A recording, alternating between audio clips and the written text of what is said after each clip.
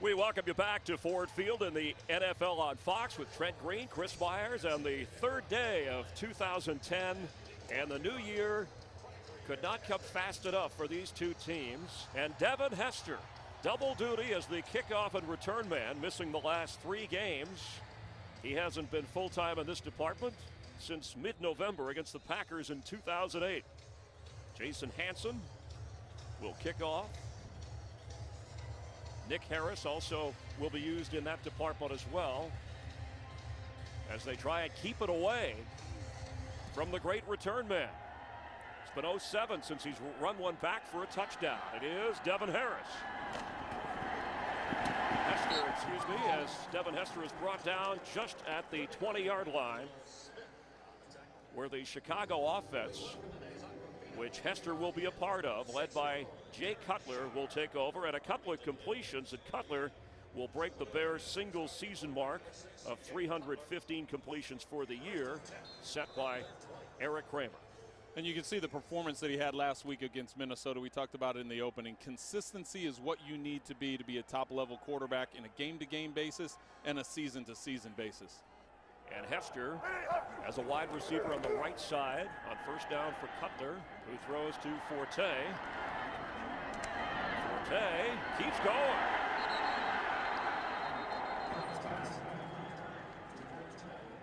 Battled close enough near the first down marker after being forced out of bounds. And the starting lineup, Olin Kreutz, of course, the man in the middle, very vocal, but Lovie Smith defended him.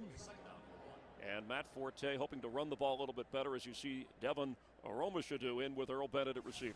And left tackle Chris Williams is coming off his best game, where he held Jared Allen to no sacks last week in Minnesota. 9-yard pickup, second down 1. Forte, quick pass, and completes to Bennett for a first down. And the Lions defense, they've had a lot of changes through the course of the season, but Sammy Hill, 4th-round draft pick from Stillman College, has been impressive up front. And in the middle, Larry Foote out with the foot injury for the 2nd straight game. And DeAndre Levy is going to be taking his place. Talk to Jim Schwartz, talking about that foundation, those young guys. Rookie DeAndre Levy is getting the start in the middle there for Larry Foote. And Louis Delmas, the good news, the rookie safety, bothered by a knee injury, is in the starting lineup for the Lions defense. A handoff to Forte on 1st and 10, and he picks up a couple. And Forte came in averaging under 3.5 yards a carry after such an outstanding rookie season. And he has. Forte does a good job that you could see on first down. They utilized him in the screenplay. They know that Gunther Cunningham's an aggressive defensive coordinator, going to bring a lot of pressure, going to be a much different game plan. At least that's what they're thinking, that the Detroit Lions are going to be much more aggressive defensively. Good way to start out the game with the screen and get the ball in Forte's hands. So not necessarily a sophomore slump. There have been a lot of things in this offense that haven't worked this year, as Khalil Bell comes in, the rookie from UCLA, and gets a first down. His 30th carry of the year, and when he's had the opportunity, he's made some big plays. And that's been the problem with the Detroit defense all season. They will have a couple of plays, a couple negative plays where they get the defender, they get the ball carrier in the backfield and stop it, but then they give up a big run, and they've put themselves in difficult situations. And that's why you see them pressuring so much and bringing that safety down into the box, leaving their corners one-on-one. Another first down and another quick pass as he is completed to Forte, who gets a first down inside Lions territory, about the 38-yard line. An impressive start to things. The Bears picking up where they left off against the Vikings Monday night. And you like to see the discipline of Jay Cutler. He drops back on the pass. You could see his eyes upfield. He realized the defense is dropping into coverage. Just hit your swing route. Good management, good understanding of the game there. Realizing that Detroit was dropping into coverage and just hitting your swing, which ultimately turns into a first down. So a 12-yard pickup and another first down. Devin Hester lines up on the right side. Forte, you're back. And they mark him out just on the other side of the 40-yard line in Lion territory, and it's a run. And this time the Lions bottle him up for a loss as Forte is brought down near the 45-yard line. It'll bring up second, the first second and long test early for the Bear offense. And this is an important down for them. We talked with Julian Peterson, and he said to keep the Bears in 3rd and 6 or more. So that puts a crucial emphasis on this second down here, to keep them in a long down and distance on 3rd down, because the Bears have had trouble when it's over 6 yards on 3rd down. Saw Lovie Smith watching. A lot of heat on the head coach, who wouldn't talk much about his situation, just talked about this game, finishing strong. Cutler under pressure, quick throw, complete, near the first down marker, and he has Aromashodu, his first catch of the day after coming off a 7-catch, 150-yard night against Minnesota, and Trent, it is a first down. And you don't have to worry about converting 3rd downs when you have a big play on 2nd down. Devin Aromashodu does a good job. We talked in the opening about how big and how physical he is. This is a relationship that Jay Cutler has told us he would like to develop with him. It's similar to his relationship he had with Brandon Marshall in Denver. He likes the fact that Devin Aromashodu is so big, and as a physical receiver, he can put the ball on his body, and you can see after the catch, he was able to get the first down. 6'2" and just over 200 pounds is Aromashodu on first down for Cutler. In the pocket, quick completion to Jason McKee, the fullback. And let's talk about Aromashodu, because Bear fans said, well, why hadn't this guy been playing earlier?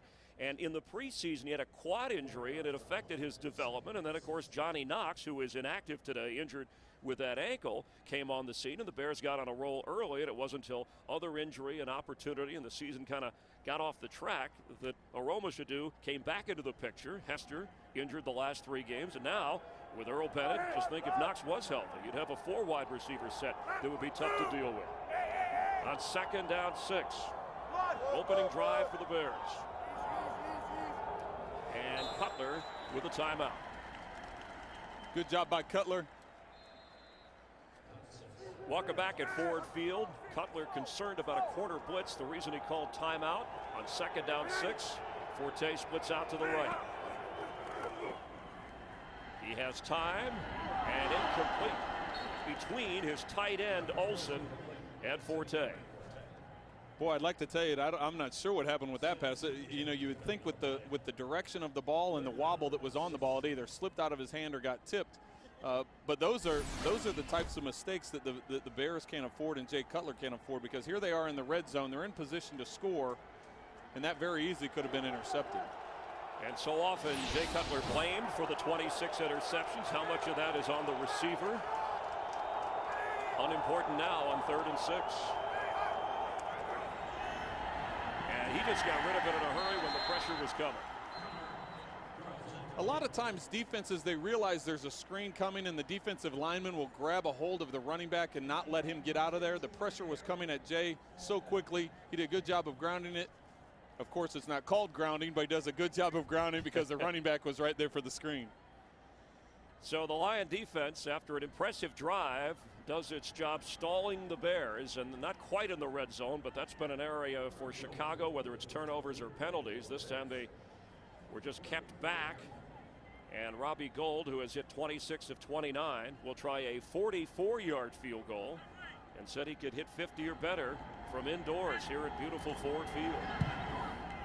And the kick gives the Bears an early 3-0 lead. And that is the rookie Derek Williams, as Robbie Gould kicks it off. The Bears protecting a 3-0 lead. Williams off the bounce, just over the 20-yard line. And Dante Culpepper, the 3-time Pro Bowler, great success in Minnesota. 1 touchdown, 5 interceptions, and completing just 53% of his passes.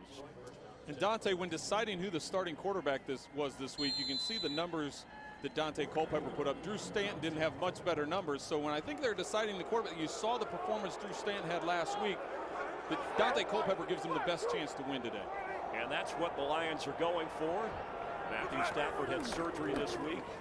Their star of the future, as Maurice Morris carries. And the Lions offense with Dominic Raiola, the veteran, in the middle, flanked by some veteran linemen. And you'll note that Calvin Johnson, with his 61 catches, lining up far on the right side, and a bit of a hurry up here for Dante Culpepper on 2nd and 5. And with the defender holding onto his legs, he got rid of it. Tommy Harris had him at his grasp. So it'll be 3rd down and 5. And that's tough for the quarterback when you have a 3-step drop. and the defensive tackle has your legs by the time you get to the third. There had to have been a protection issue there. And the pass rush of the Bears, that's what they're looking for, that front four, getting heat. Of course, Hunter Hillenmeyer coming off a big game at linebacker. And Lance Briggs, making his 5th straight Pro Bowl, is anchoring that defense. Hillenmeyer with 17 tackles in the win over Minnesota. 3rd and 5 for Culpepper. Time. Calvin Johnson was on that side, and it is intercepted by Zach Bowman, his 6th pick of the year. Calvin Johnson stopped and went right. Culpepper threw it long. And that's the consistency and the issue that's been with the Lions offense all season long. We talked with Calvin Johnson. When you have 3 different quarterbacks trying to get on the same page, trying to understand what each one is going to think in given situations, it was quite clear that Daunte Culpepper and Calvin Johnson weren't on the same page on that play. Daunte Culpepper, who has generated just 3 points in his last 3 starts, with an early interception. And so the Bears back on offense. Culpepper. And he's going long for Devin Hester, and he couldn't hold on. William James covering for the Lions. And Devin Hester is the guy you're looking to stretch the field on. And Devin Hester, after missing 3 games, back in the lineup, giving Jay Cutler plenty of options here, and they went for it all on 1st down. So a 2nd down 10. Cutler now 5 of 8. He hit on his first 5 passes, 43 yards so far. This time, Forte spins but goes nowhere. Jay Cutler has been a different quarterback on the road. Something he hopes to change here at Ford Field. Under pressure and gets rid of it. So the Lions, when they had to respond defensively, they did. And a good decision by Jay Cutler, not forcing the ball back into the middle of the field as he's rolling out to his right, throwing the ball out of bounds, putting him in a punting situation. Now you're playing a field position type of game, but a great job by the Detroit defense, as you mentioned, Chris, coming up with a big stop after the turnover. Brad Maynard will come in to kick for Chicago. And Dennis Northcutt standing at his 10-yard line, ready to return for the Lions.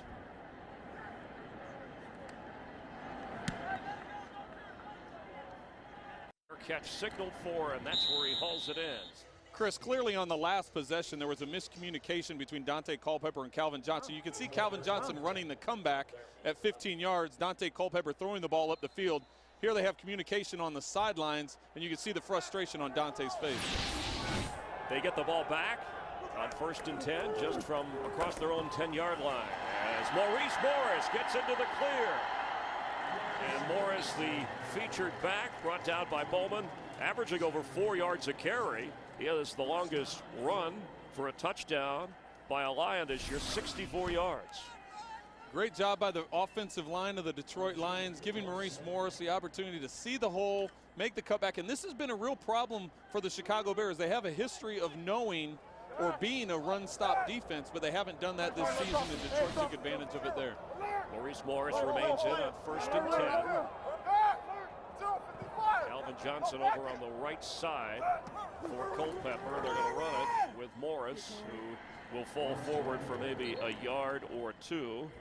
Maurice Morris, all those years in Seattle as the versatile backup back, of course, out of Oregon, signing here, and was the backup to Kevin Smith. But when he went down with the injury, Maurice was on the spot and has come through. And this is another opportunity for these young players, the inexperienced players, for the Lions to find out what they have in those players. Kevin Smith was the guy. He had a great rookie year last year, but Maurice Morris gets this opportunity. Young Aaron Brown backs him up in this game. On 2nd down, they run the screen to Morris. One of those plays familiar with for his days in Seattle. Gets near the 1st down marker and looks like he fell across.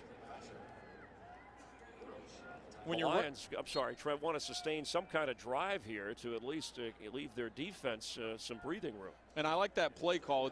They've been effective. They've had a couple of runs now where they've gotten the ball moving, do a quick play fake, get the defense flowing to where Daunte Culpepper is going to roll out, and then throw the backside screen. And we've got a guy running on the field. And maybe they should just put that guy outside the building here at Ford Field and freeze them into consciousness. We had 10 below temperatures.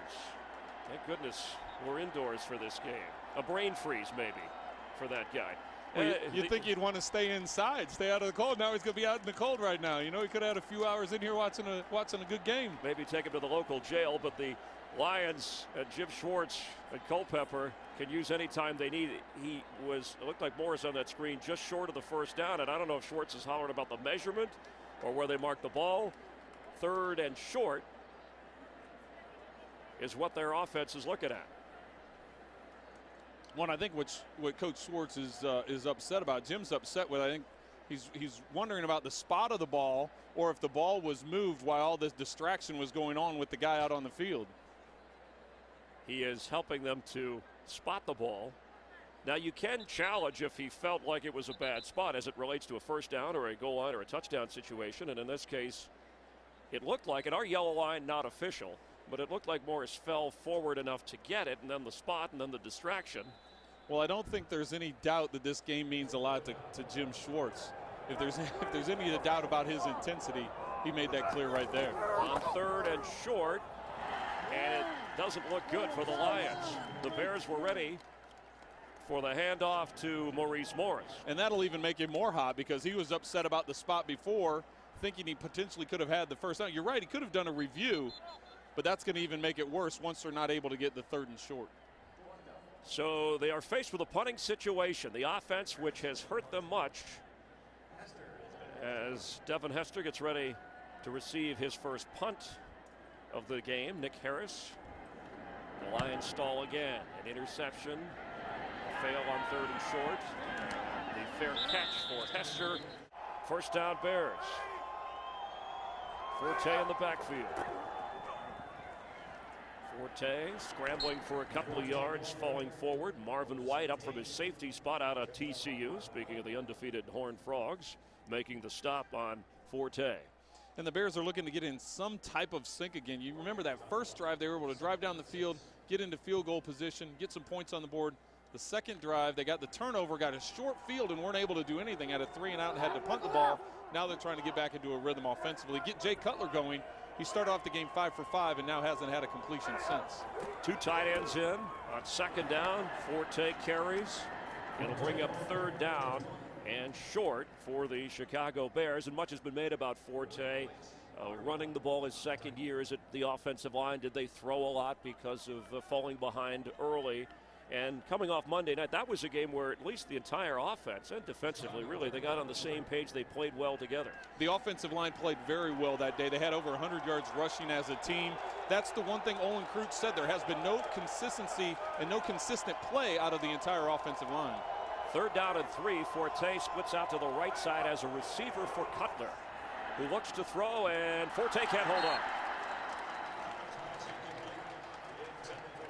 And Cutler takes a shot. There's always a risk when you put your wide receiver out as a receiver, or you put your running back out as a wide receiver, because you're isolating the guy in space, and running backs are used to catching the ball in tight confinement. So you can see Jay Cutler takes a hit there from the backside, which you got to have some concern with. When you're on a 3-step drop, you don't think you're going to get blown up from the blind side. So that for the Chicago Bears, their offensive line, we talked about the consistency in the play they had a week ago. They need to get that back. And something as Maynard's punt goes out of bounds, an awkward punt. That's something the Bears have talked about, a moving pocket for Jay Cutler. He would rather be there than sitting in the pocket. Let's get more on the Lions and Matthew Stafford and our Jennifer Hammond. Hi, Jennifer. Happy New Year. Happy New Year to you as well, Chris and Trenton. I'll tell you one thing, the Lions offense certainly looking to move the ball. They don't have a first half touchdown in the month of December, only one. It was Matt Stafford to Calvin Johnson, December 6th against Cincinnati. They want to see something from Dante Culpepper, and if he can't do the job, maybe they'll just have to go to Drew Stanton early, guys. All right, thank you, Jennifer. Of course, Patrick Ramsey was signed, the veteran quarterback, so they're playing, in essence, somebody is, for a backup job to Matthew Stafford next year. On 1st and 10, Culpepper has time. And penalty flag flies as he hits Jake Nordine, his tight end. Let's see what the call is. If it's against Detroit, it'll negate a healthy gain that would be a first down inside the 35 of Chicago. And it was a good job by Culpepper buying time, sliding in the pocket, not taking the risk up the field and dumping it down, but this play's coming back for a holding. Holding, offense, number 76, 10-yard penalty, replay, first down. Our referee, Jerome Boger, that's Jeff Backus starting his 144th consecutive game, most among NFL linemen. And that's the guy that Coach Schwartz was telling us he considers an Iron Man. He shows up every day to work. He shows up to practice, shows up to game. Like you said, 144 straight starts for an offense, for any position that's a lot, but especially for an offensive lineman. We try to accentuate the positive, one of our New Year resolutions, so we'll just gloss over the penalty. That was the first penalty of the game. 1st and 20 now. They're going to try and run it here with Morris, who goes nowhere. Can't help but think of when the Steelers won the Super Bowl, how they got hot at the right time, worked their way in. They're going to need some help, but they have to win that game first. We'll keep an eye on all the other activity that has playoff ramifications. As Culpepper on 2nd and 17 has room to run, throws, completes near the 40. That's Calvin Johnson who has a first down. And you can still see Dante Culpepper has that cannon of an arm. He buys time in the pocket. He slides. You'll see the good pocket that he has, and then he steps up in the pocket because of the pressure coming around from the outside. You could hear the fans talk about run the ball, because there was a big window there. But he's got a cannon. He puts it on a rope to Calvin Johnson. Calvin does a good job getting separation and working back down the sideline to get the ball and makes the defender miss to convert for the first down. And averaging 15 yards a catch coming in. That good for 17 for Calvin Johnson. 2 tight ends on first down. The pitch to Morris. And some blocking. He got through it in the backfield, but it looked like he was going to lose yardage. How they didn't make that tackle, or at least make contact on him in the backfield, has got to have Lovie Smith scratching his head, because you were thinking it was going to be a tackle for loss. He steps right over the defender and is able to pick up 6 yards. 6 yards on the Some Bears laying on the ground by the time he was able to make that gain. So 2nd down 4 from just inside the 26-yard line. Aaron Brown, the running back as a receiver, goes on the right side with Calvin Johnson for Culpepper. Trailing 3-0.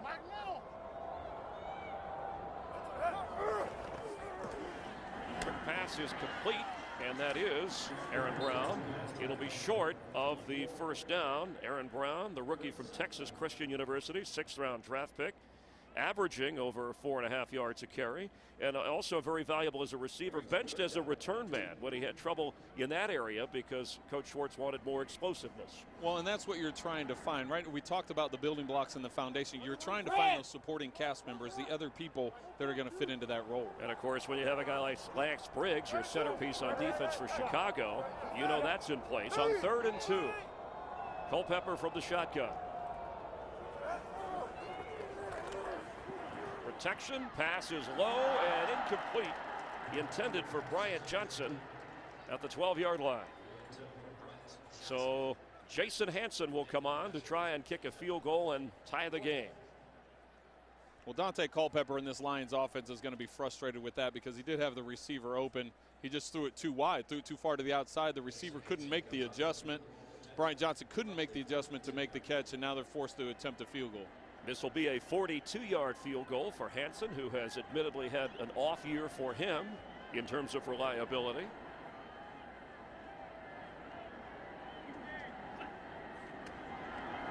Snap, hold, kick is up and good.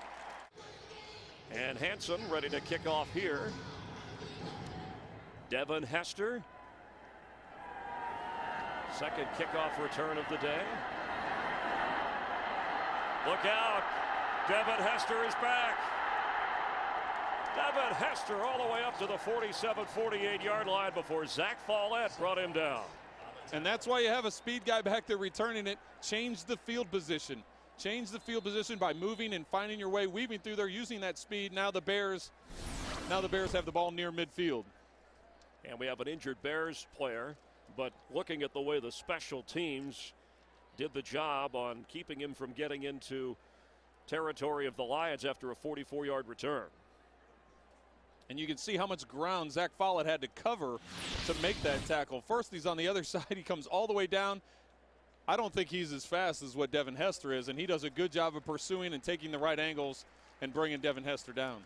Jamar Williams being helped off the field. He was injured on that kickoff return. And Hester, who missed games because of a left calf injury. Some people thought maybe it was a hamstring, but that's specifically what has kept him out of the lineup. But I know Devin Hester, his brother, was watching games and watching Joshua Cribbs and other players and said, you know, hey, you need to get back to your old style once you're healthy. Get out there and run the football back. And that's a spark that he provides for this Bears offense. When you see the shot that the Bears took earlier, they tried taking a deep pass to him down in the end zone, and you could see on the return there, I don't think that calf injury is hampering him or slowing him down any. So Jay Cutler in the opening drive, hitting on target, slowed since. Khalil Bell, the rookie from UCLA, is in the backfield. Good field position. Last 5 passes, Cutler has misfired. On 1st and 10, it will be Bell powering forward, and just across midfield, DeAndre Levy. His second start at middle linebacker, the 3rd leading tackler with the stop. DeAndre Levy is one of those foundation guys. He's one of those guys that Coach Schwartz talked about, getting an opportunity to start for Larry Foote. Will Larry Foote be back? He only signed a 1-year deal after coming from Pittsburgh, and DeAndre Levy stepping in and playing well, and one of those young guys they're looking for. 3rd-round pick out of Wisconsin, outside linebacker in college, but Jim Schwartz said we drafted him to play inside. And again, it will be Bell. It'll bring up about 3rd and 2 as we are winding down the opening quarter. The opening drive, Jay Cutler took the Bears downfield, a Robbie Gould field goal. An interception by Culpepper, and since a field goal from Hanson. Along with Trent Green, Chris Myers, as Orlando Pace looks on, the 34-year-old offensive lineman of the Bears, on 3rd and 2 after a couple of running plays. Khalil Bell in the backfield. Cutler looks to throw, completes to his tight end Olsen, who goes down right at the first down marker. William James there with it. And that's the important thing about getting him outside the pocket. We talked with Jay about the play calling that he had with Mike Shanahan in Denver, the way they got him outside the pocket, got him on the move. He's very comfortable moving around in the pocket, and that's just one example of plays that he's used in the past. And the thing I liked about last week's game is I thought Ron Turner did a great job of calling that game last week against Minnesota, and we're seeing more of that today, moving Jay Cutler around. So a 1st down pickup to open the 2nd quarter. Bell remains in the backfield. Cutler has it. And for Olsen, his tight end, 1st down near the 10-yard line. Greg Olsen came in as the leading receiver with 55 catches and 7 touchdowns.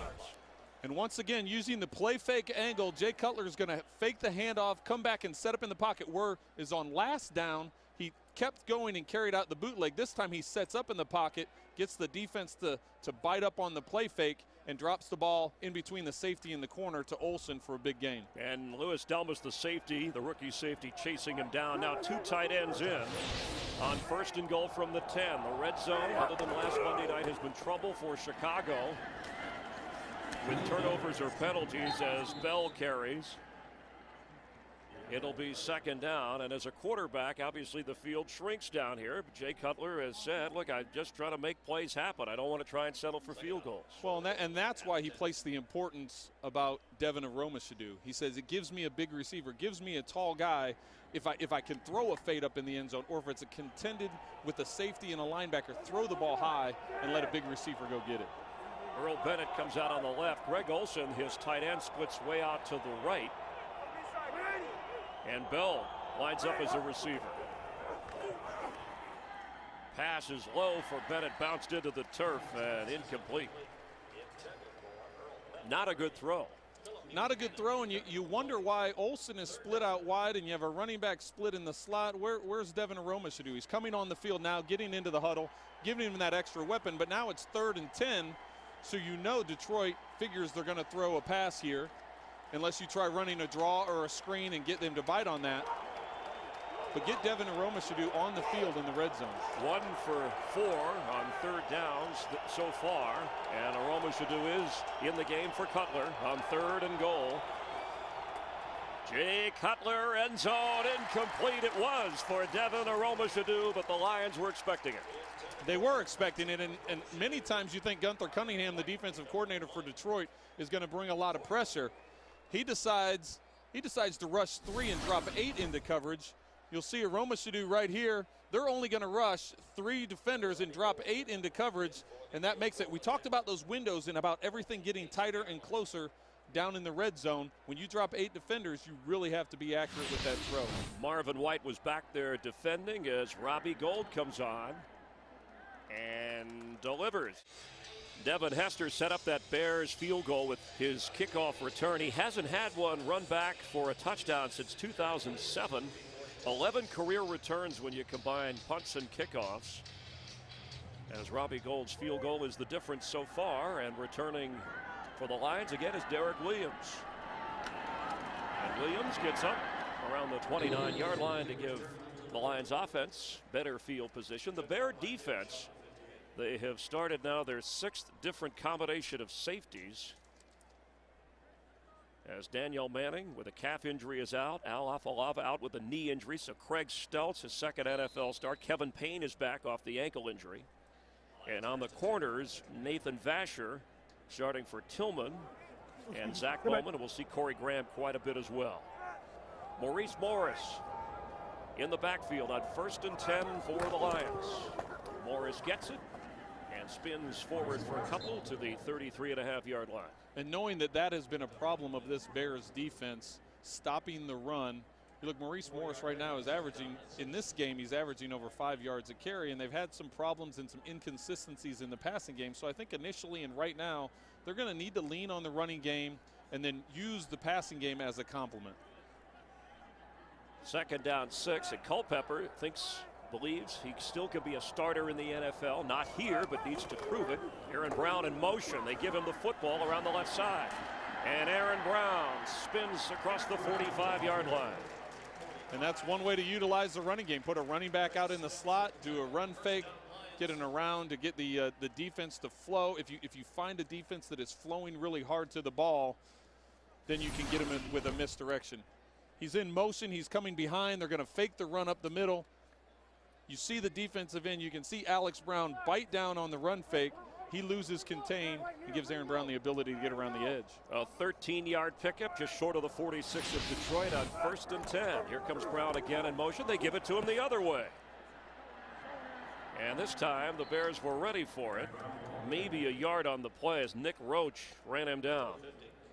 Well, anytime you find a play that's working, it's unusual to go back-to-back plays with it. He actually picked up 5 yards. But if you find a play that's working and you're going to get 5 yards a pop or more, go ahead and go back to the well. You can see Mark Anderson, the defensive end on the other side, does the same thing. He bites as well and loses contain for Aaron Brown to get around the edge.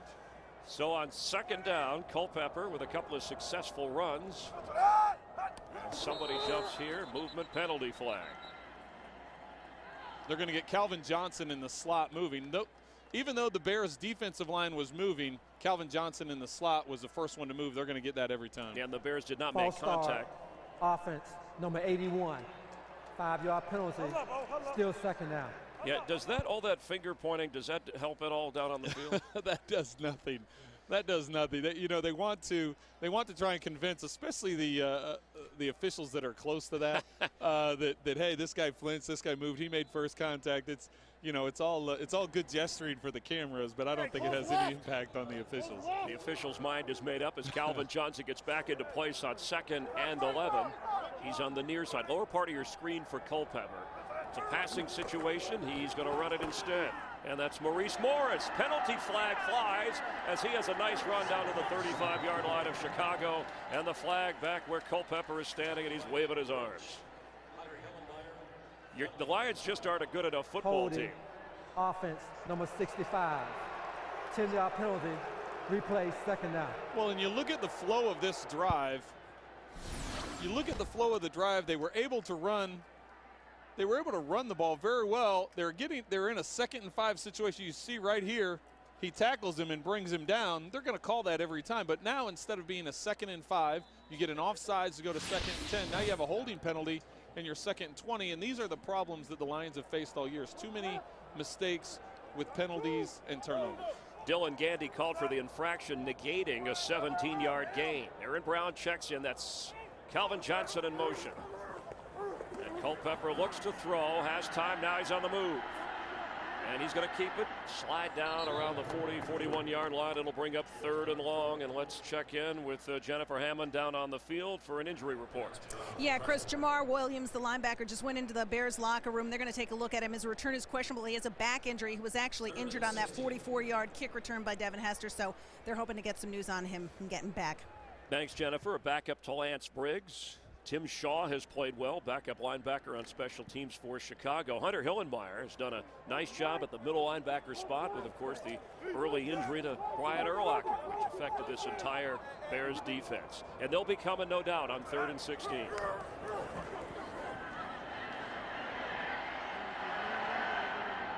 Culpepper completes to his tight end, Will Heller. Penalty flag flies in as the play ends. And it came from the secondary. It looks like they're going to be calling offensive pass interference, but a good job by the Detroit offensive players picking up that initial blitz, giving Culpepper time to buy time in the pocket, roll out, and find the open receiver, but they're going to get him with an offensive pass interference. See if we can figure out or get a number on who exactly the officiating crew is. Pass interference. Offense, number 89, blocking downfield on a pass. That penalty has been declined.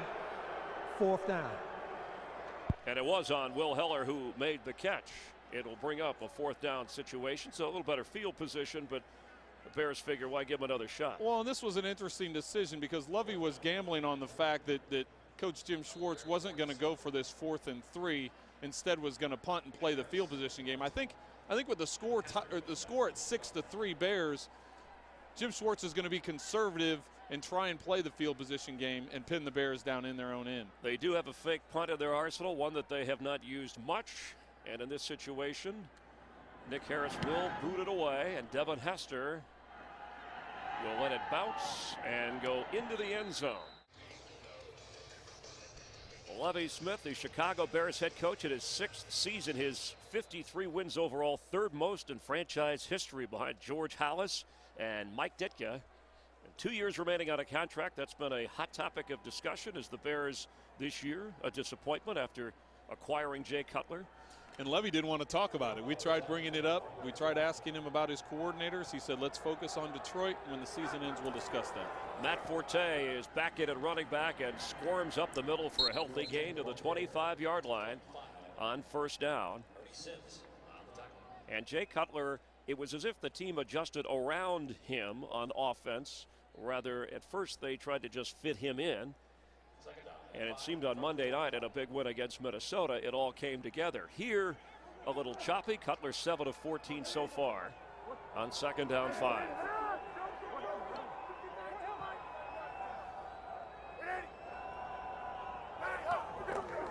Stumbles from the snap, hands off to Forte. It'll be 3rd down. It's as if the Bears have recommitted to the run here. And Jay Cutler starting off the game with the first five pass attempts were 5 completions, and now there hasn't been any real rhythm or any real flow to this Bears offense. You remember that first drive they went down and got the field goal. Since then they've had a lot of punts. Of course, Devin Hester's kickoff return set up the last field goal, but they just haven't had a lot of continuity. They did get the big pass play to Greg Olsen off the play action, but not a whole lot of rhythm from the Bears offense. 1 catch for Devin Aromashadu on 3rd and 5. Penalty flag before the play. He is able to take shape, but it's going to be against the Bears. And I know this is the total around the league as far as your production. False start. Offense, number 68. 5-yard penalty. Still 3rd down. 3rd down production around the league drops drastically when you go 3rd and 5 to 3rd and 10. But this has been a real problem spot for the Bears this year, is 3rd and long or 3rd and 6 or more. And it was one of the inconsistencies that Lovie Smith talked to us about, was the penalties and getting put in 3rd down situations, and they haven't converted a high enough rate. Frank Omiyale playing the guard position, left guard position this year, the first time in his career, a regular at that spot, called for the penalty. 3rd and 10, crowd picking up a little bit for Detroit. Let's see what Cutler can come out with. Hester has yet to catch a pass in the game, and he is lined up on the left side. Cutler looks that way. The ball is loose, and Greg Olsen falls on it. So the Bears maintain possession. And that's Julian Peterson told us that when we talked with him the other day. You get him in 3rd and long, you're able to put pressure on Jay Cutler and attempt to turn the ball over, whether it be through an interception or here with a sack fumble. Well, this is one of those plays where you said Cutler likes moving around in the pocket. Here he's standing in the pocket. He's standing in the pocket, and you're relying your running back. You're relying on Matt Forte to step up and make the block on Cliff Averill. And when you get a defensive end on a running back, generally that works to the advantage of the defense. Averill with 4.5 sacks. He was the guy who applied the heat and knocked the ball out, so the Bears stall. And Maynard in the punt last time was off the mark when it went out of bounds. A wobbly kick that is handled by Northcutt, and Dennis Northcutt down to the 42-43 yard line of the Chicago Bears. And Jim Schwartz looking on, frustrated with his offense. By the way, this is a Chuck McDonald, Greg Scopatone production. And it looks like he's calmed down a little bit right here after being so upset about the spot of the ball. But I think he's got to like this field position. And looking for some production from Maurice Morris. Met hard right away and thrown down. Anthony Adams just gobbled him up. You get interior penetration on the offensive line. You have no chance to make a cut, to find a lane. Anthony Adams does a great job of shedding the blocker, making contact in the backfield, and you can see when that big boy wraps up, you're not going to get out of it. For as much as you talk about the Bears having been run on, certainly in this game, other than running wide with Aaron Brown, Detroit hasn't had a lot of success. And now on 2nd and 12, Culpepper has to throw it and goes underneath to Morris. Sure-handed. The Bears, the Lions, longtime rivals. You know, earlier in the year when they met at Chicago and the Bears won 48-24, that was obviously a wildly active offensive game. That's how short they are. And this appears to be a little bit more of a defensive struggle so far. Of course, that game was tied at the half, and then Chicago got a big return and took over in the second half to win. Well, and that's, you look back at that first matchup, and as you mentioned, it was tied at 21 at the half. So you're talking about some offensive explosion. Matthew Stafford had a great first half that game. Coming back in the second half of that game, Chicago Bears defense, they held Detroit to -8 yards in the 3rd quarter, and Detroit only had 3 points in the second half. So that was the type of defensive performance that Lovie Smith wanted his troops to focus on, was the second half of that game and not the first. And the Lions here trying to convert against Lovie Smith's defense on 3rd and 1. They failed when they were in this short yardage position last time when Jim Schwartz was upset about the mark of the football. Culpepper keeps it, and it looks like he got it, although let's wait for Schwartz and the official to work out the spot. All right, he got it. So that's the first down for the Lions. They're now 1 for 5 in the game. Of the fans, you know, this is a sold-out crowd. I know it's a lot of Bear fans here as well, but it's nice that they turned out and get a smattering of applause for Dante Culpepper. And I'm not sure if Dante still weighs his 260, 270 like he did earlier in his career, but he definitely has the weight behind him and the drive in his legs to pick up that short down and distance. He is thick, as they say, on 1st and 10. Bears threatening as if they are going to blitz. They do. Picked up. Culpepper completes to Felton, the fullback, and another Lions first down. Great job by the offensive line. They do the play fake. Culpepper looks down the field, takes a deep drop back. You can see the shell that the offensive line gives him. It's a nice pocket for Dante Culpepper to stay in, and he's able to go through his progressions, go through his reads, hit his check down. When the defensive players are buzzing out of there, just hit your check down, and they're able to pick up another first down and get into the red zone, which they've had a problem doing all season long. Trailing 6-3 here in the 2nd quarter. 4:10 to go. They pitch to Morris. Not a lot of running room, but he fights hard for maybe a yard or two. Another good job by the Chicago defense getting penetration in the backfield, messing with the running lanes for the Detroit Lions. And an injury, and it's Nathan Vasher who started in place of Charles Tillman. We're back in Detroit. Jim Schwartz said this would be a much more physical meeting than the earlier meeting between these two teams. And right now with the score 6-3, it has been one of those battles. It's been a game of field position. It's been a game of penetration, stopping the running game. There have been turnovers. Here is Nick Roach right here, 53. You can see the line of the Detroit Lions. Someone falls into Nick's legs as he's blocking or contained with another player, and that never works out well. It's good to see him get up and walk off the field. But when you have that happen as a player, you don't have any control of that. A productive year from Nick Roach. Darryl McGlover likely to come in at that linebacker spot. We could see Jamar Williams, who has been hurt, but Jamar Williams is going to come in, at least on this play, and cover for Nick Roach. And the Vasher injury will update as well. On 2nd and 10 for the Lions, Maurice Morris has had half of the touches in 22 plays for Detroit. Brian Johnson. And that'll bring up a 2nd down as Bullocks makes the play. Make that 3rd down. I'd like to see Detroit take a shot at Calvin Johnson here. I know that the Bears have been favoring with a safety over the top, getting some one-on-one looks. When you have a big physical receiver like Calvin Johnson, I'd like to see Detroit take a shot at him here in the red zone. Yeah, for the Bears, there's 6 different starting combo at the safety position, as we talked about. Jamar Williams in for Roach at linebacker on 3rd and 5 for the Lions. Culpepper, end zone, touchdown Lions. It's Brian Johnson. If it's not one Johnson, it's the other. Well, you talked about needing somebody other than Calvin Johnson to step up and be a target for Culpepper, and this is a good place for Brian Johnson to do it. And they thought that Brian Johnson was going to be that guy. So far this year, that hasn't happened. Brian Johnson right here in the slot. He takes an inside release. Hunter Hillenmeyer, the middle linebacker, you can see is influenced and is working to the strong side of the field with his drop back. Calvin Johnson happened to be to the right, so that may be why the defense was rolling that way. Good job by Culpepper finding that backside window and getting the ball into Brian Johnson. Hanson's extra point is good. A 12-yard touchdown pass, the 2nd of this season for Culpepper. And for Brian Johnson, a grab that allows the Lions to take the lead. His 3rd touchdown catch of the year.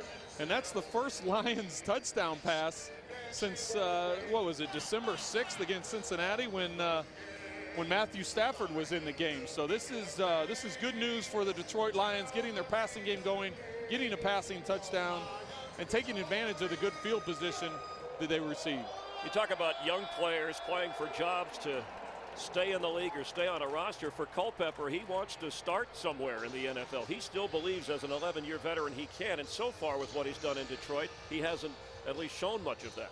That's right. He's looking for an opportunity to play somewhere in the league. He hasn't played real well while he's been here in Detroit. Everybody remembers what happened on Thanksgiving Day when he was the starter, and then all of a sudden Stafford comes back. They name him the starter right before kickoff.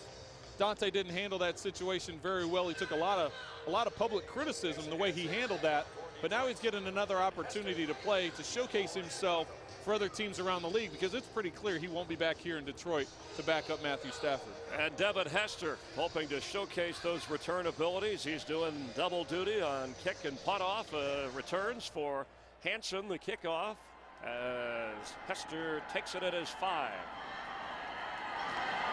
He spins out to the 25-yard line as Jim Schwartz watches Jake Nordine make the play. Jim Schwartz said, we can be careful kicking to him. We not necessarily kick it away, but kick it in a way where we defend what he does best.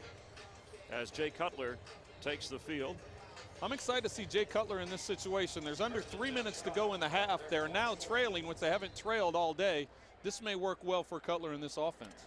7 out of 14 so far. A guy who has battled juvenile diabetes through his career, had it under control in Denver. Continues here with Chicago. Kind of a forgotten factor for Cutler. On 1st and 10, the quick pass, and it is complete to Devin Aromashadu. And that is his 2nd catch of the game. And you know, they check the blood sugar at the end of each quarter, periodically through the course of the game, the staff, to make sure on Jay Cutler. But they have said that he's done such a good job of preparing himself for what is necessary to get through a game, that they don't have to worry about. Otherwise, give him a little, sugar in a drink to keep it up to levels that are necessary. Hurt his hand on that previous play. And it's hard enough as a quarterback just the in and out of playing the position every day, practice games, but dealing with diabetes the way Jay Cutler is, you have to give him credit for handling things as well as he does. And the pass on 2nd down, complete for a 1st down.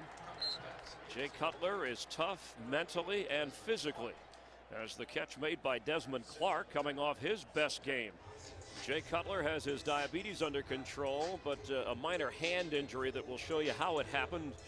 It has been attended to, and as of right now, not affecting his play at the 2-minute mark on 1st and 10 with Matt Forte in the backfield.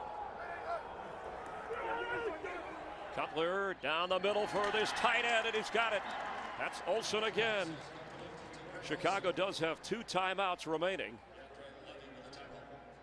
So Cutler 7 out of 17, 6 different receivers, nothing so far to Devin Hester. Trying to move the offense here. Clock running, 1:35 to play. Pressure coming, quick pass to Aroma Shadu, who gets a couple. Lions are there to stop him. Ernie Sims led the way. But even though Devin Hester doesn't have a catch today, he stretches the field and he makes the defense honor that speed. What a hit by Ernie Sims. After a 4-yard pickup, clock continues to run, 1:10. Penalty flag. Let's get the call from Jerome Boger, 6th year in the NFL as a referee.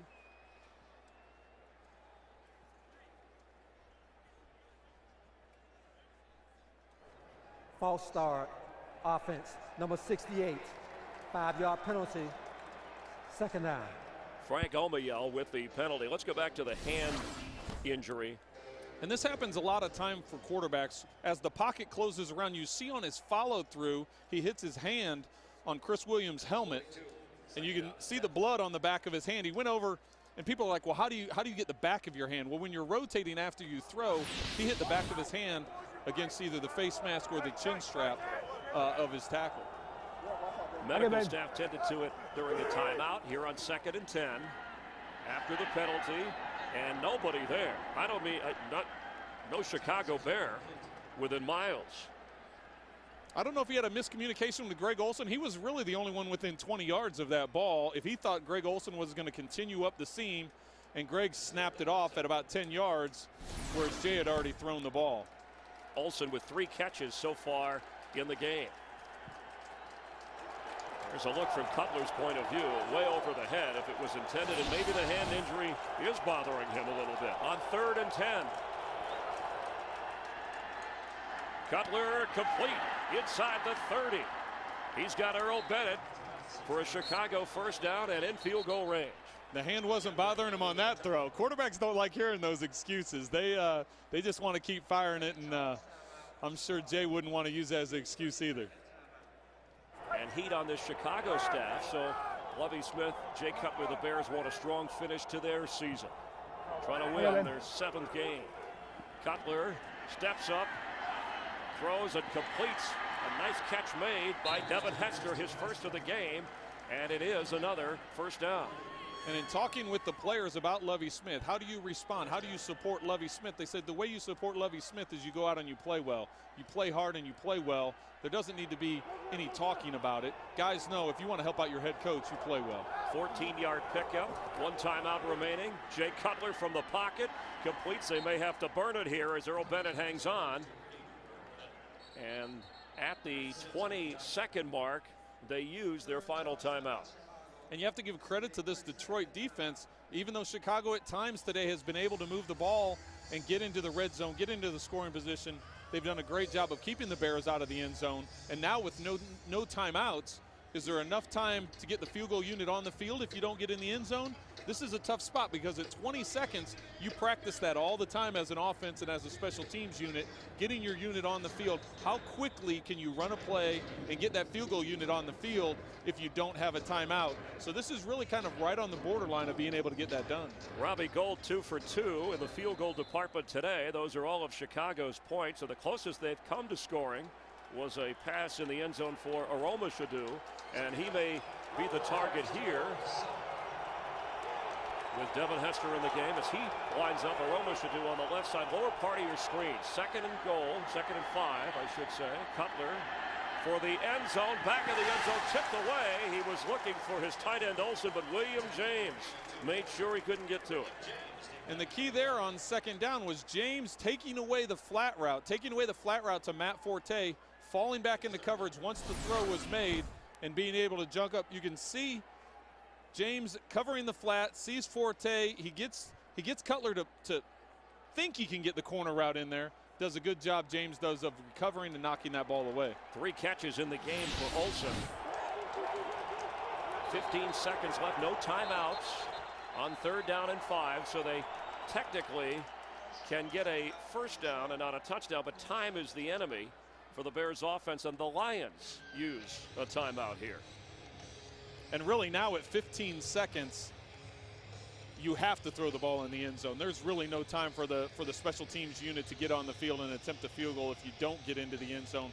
On the last play being 2nd down, even though you don't have a timeout, you could rally the offense and spike the ball, but now you can't spike the ball because it'll be 4th down. So they've got to take a shot into the end zone. There's plenty of time. Even if Cutler wants to scramble around on this play, he's got 15 seconds. It isn't going to be a Colt McCoy situation where he scrambles around and may run out of time. But he has the time. What you don't want, Trent, it's obvious, but it's something that Cutler has battled with, the interceptions down here, because you want to at least come away with the opportunity of the field goal. Exactly, Chris. And red zone interceptions has been a problem as well, trying to force the ball in situations. We'll see what Cutler comes up with here. Jay Cutler, end zone, Olson, and is he in the end zone? Touchdown! He is right on the goal line. And Cutler delivers.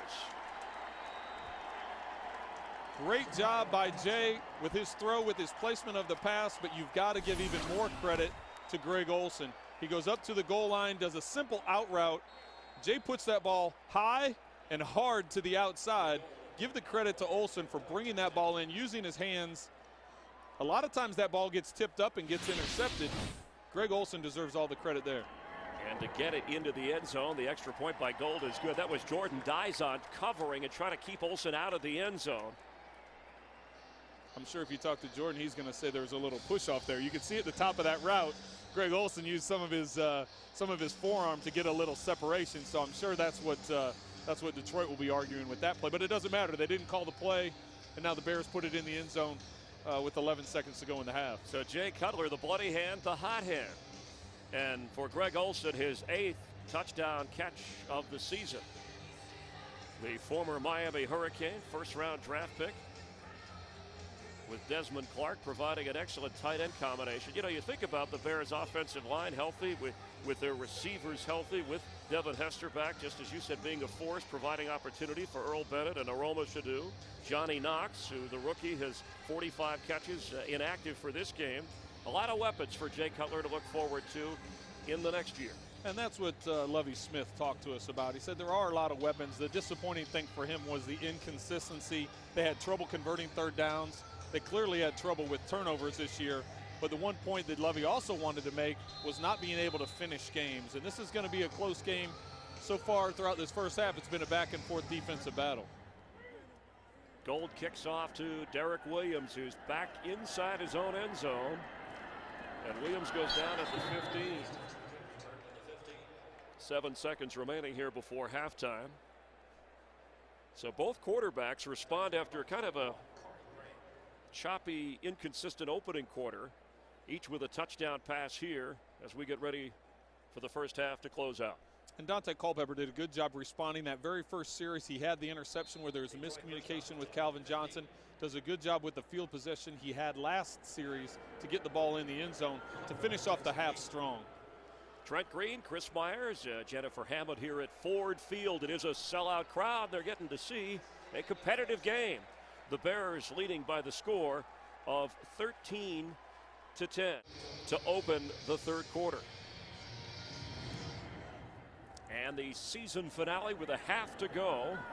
Detroit trailing by 3, and Williams out across the 22-23 yard line. Let's check it down on the field with Jennifer.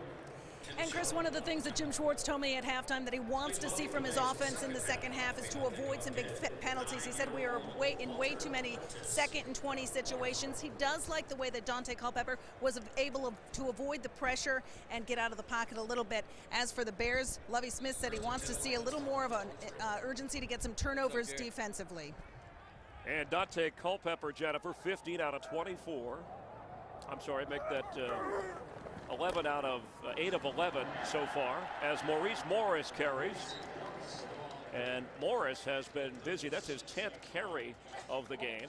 Culpepper has rushed 3 times. Again, Culpepper 8 of 11 so far in the game. He does have the touchdown and the interception.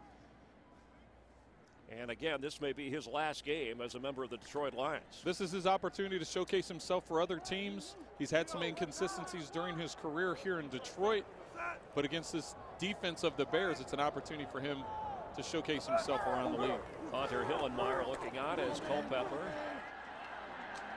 slides down at about the 31-yard line.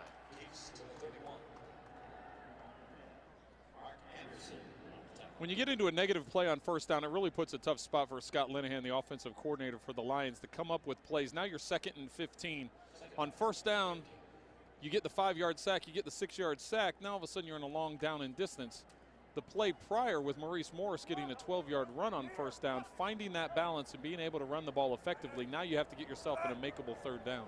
And Calvin Johnson with 1 catch so far. Down at the bottom of your screen, that's the right side for Culpepper. He looks to the left side, fakes, and under pressure, Mark Anderson had him in his grasp. He had to get rid of him. It'll be 3rd down.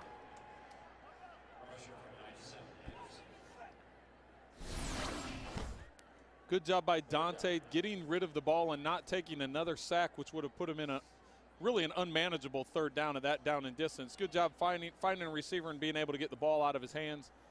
But you got to give credit to the Bears defense, putting pressure on Dante and covering his initial receiver that made him bounce outside the pocket. So the Bear defense with a 3rd and 15, hoping to bottle up Culpepper and get the ball back for Cutler. First possession of the 3rd quarter, and he dumps it off. That's Morris, who will be short. And the Lions will be forced to punt as Lance Briggs, the team captain and going to his 5th Pro Bowl, there to make the tackle.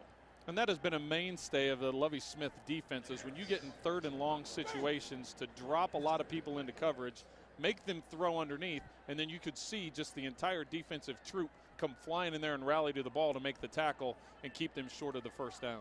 Devin Hester, who set up a field goal with 1 dazzling return, double duty again today if you tuned in late. Fake, and the Lions will fall short. The ball comes out at the end of the play. They're not going to get the 1st down, and they may not have the football.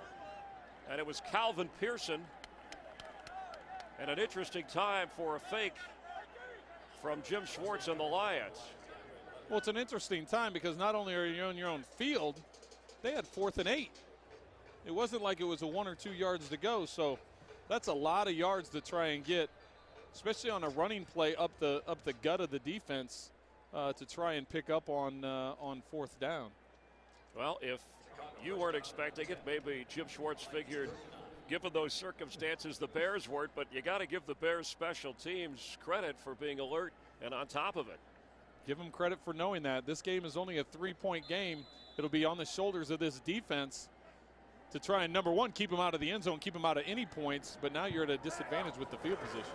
So Culpepper on 1st down, or Cutler, I should say, on 1st down, throws incomplete for Earl Bennett. And there were chances with Culpepper in the 1st half on shorter yardage and 4th down where you figure whether they go for it or even fake a punt. But in this case, it could turn the game around. It was interesting to see the play call there of the Bears on 1st down. I think they were anticipating defensive coordinator Gunther Cunningham coming out and putting pressure on. Instead, they went to a cover 2 with 2 safeties deep, both corners rolling. So they tried doing a quick 3-step throw. And Matt Forte gets to the 30-yard line. He'll be just short. It'll bring up 3rd and about 1.5 yards. And for Matt Forte, we talked about the running game. That's his 9th carry of the game. We talked about their 3rd down conversions. We talked with Jay Cutler about it. We talked to Lovie Smith about it. This is a manageable 3rd down. 3rd and 1, 3rd and 2. This is what you expect your team. If you want to be a running team, they have 2 tight ends in the game now and a fullback. If you want to be a running team, this is where you have to pick it up.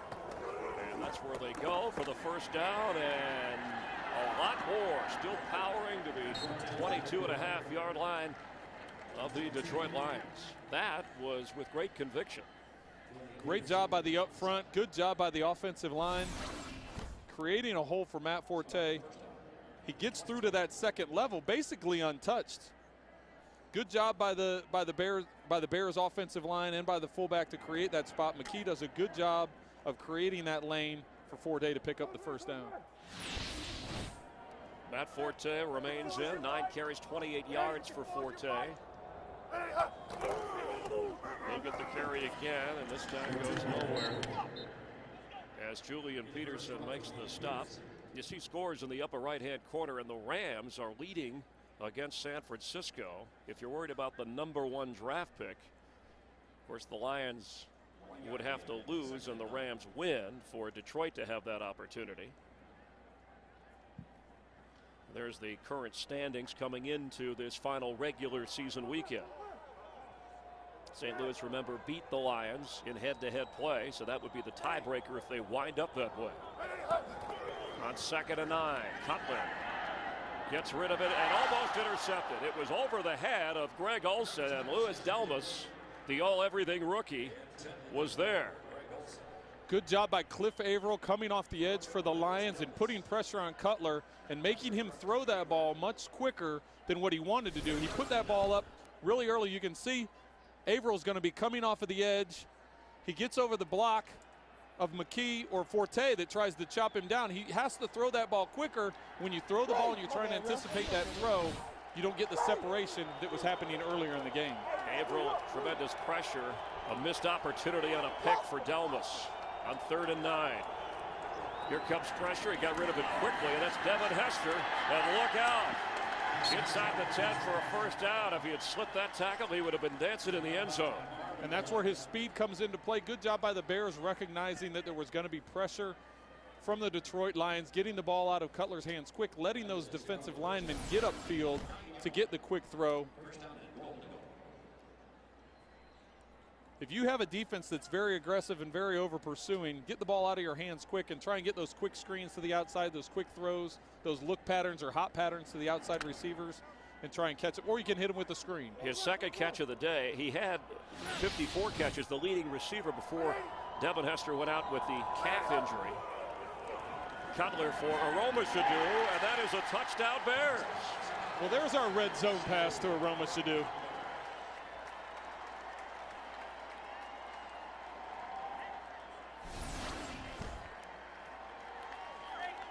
Aroma Shadu has one-on-one coverage, gives him a step to the outside.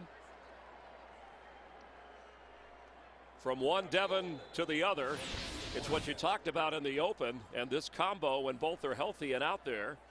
And that way, it wasn't a 3rd down situation. It was an early look for Aroma Shadu in the end zone. And with the extra point from Robbie Gould, the Bears add to their lead. A 7-play, 39-yard drive, and there is Devin Aroma Shadu, the big Monday night game, and now a touchdown catch. Dolphins, Colts, Texans kicked around on different teams, even Washington in his 3rd year out of Auburn. And Jay Cutler has requested for him, want him in the lineup more when he's healthy, as Gould boots it. And again, it'll be Derek Williams. And Derek Williams has some room across the 35-yard line. Sold out at Ford Field, and a happy new year from all of us to all of you and the great football fans watching. On defense here, Nick Roach is out with the bad back, so Jamar Williams is coming at linebacker to help out, and Nathan Vasher back in at corner for the Bears as Culpepper and the Lions have it on 1st and 10. And a pass for Bryant Johnson is incomplete. William James thinks he's going to get help from the safety, lets him go, and they're able to convert that for a touchdown, which is what the Bears weren't doing earlier in the game. So a 10-point lead, and here Morris gets a yard or two maybe. A 10-point lead over Culpepper and the Lions here in the 3rd quarter. On 3rd down, Dante is on the move, and the Bears are going to get it. Stopped at the 30-yard line. He escaped at first, but Alex Brown and Mark Anderson ended up swarming him. Alex Brown tack on another sack, giving him +5 for the year. The pass protection of the Lions isn't good enough. We talked about the inconsistency on the Chicago offensive line.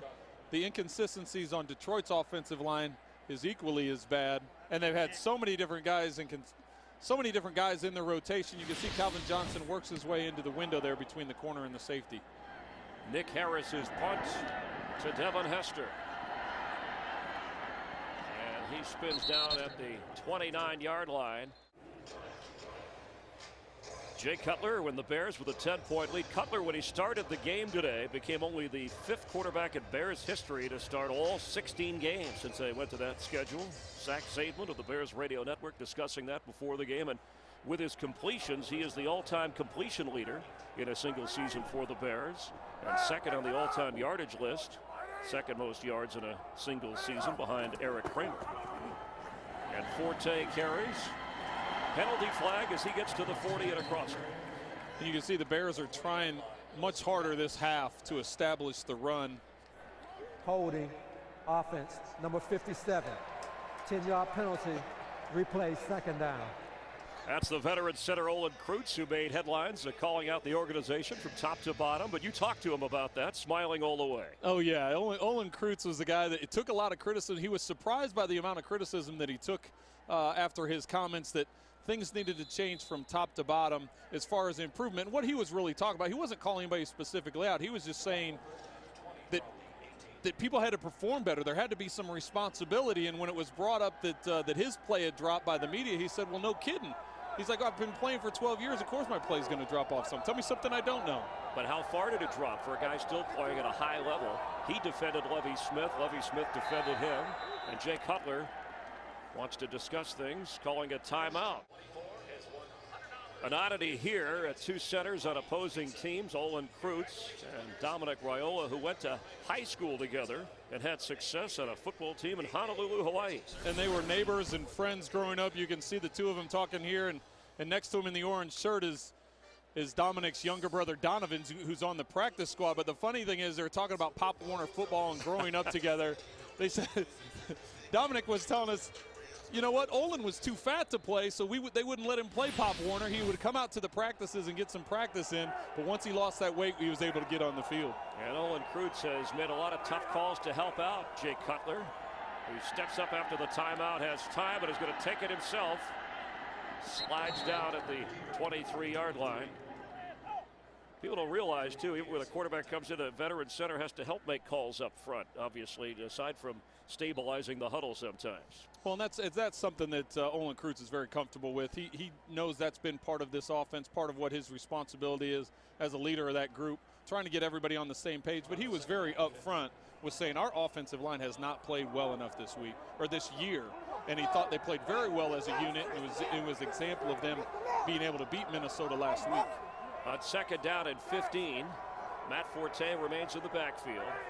Devin Hester is down at the bottom part of your screen on the left for Cutler as the run goes nowhere short of the 25-yard line. It'll bring up 3rd and long, so a good opportunity for the Lions defense, trailing by 10 in this game. And this would give them good field position. If they're able to hold them here, the Bears are going to be punting from inside their own 20, so you're giving good field position to your offense. At this point in the game, down by 10, you need this stop for your defense.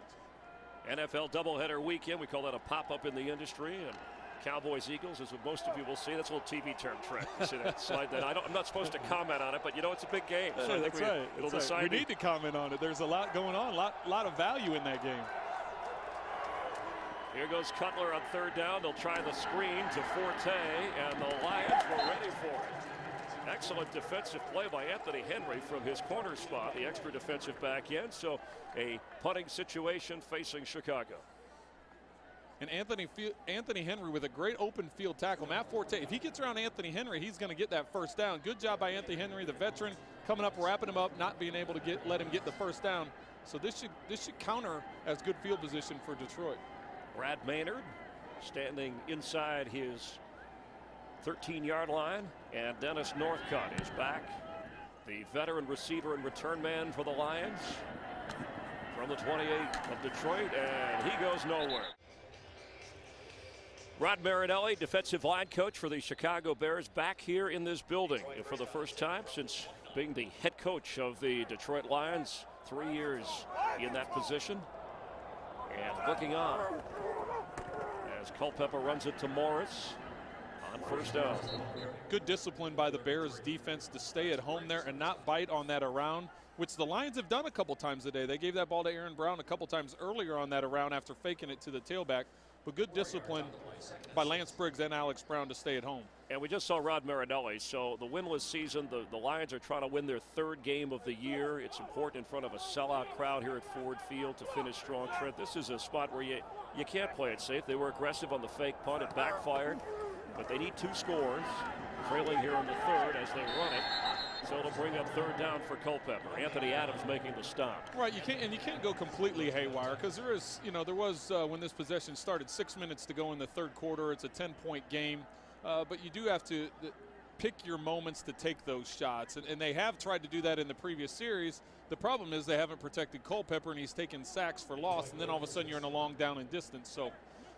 This is a manageable 3rd down that they've got to convert to try and get some momentum going and give their defense a break. On 3rd down and 6, they're 2 of 8 on 3rd down tries for Calvin Johnson. Were his feet in? Yes, it's a catch and a 1st down.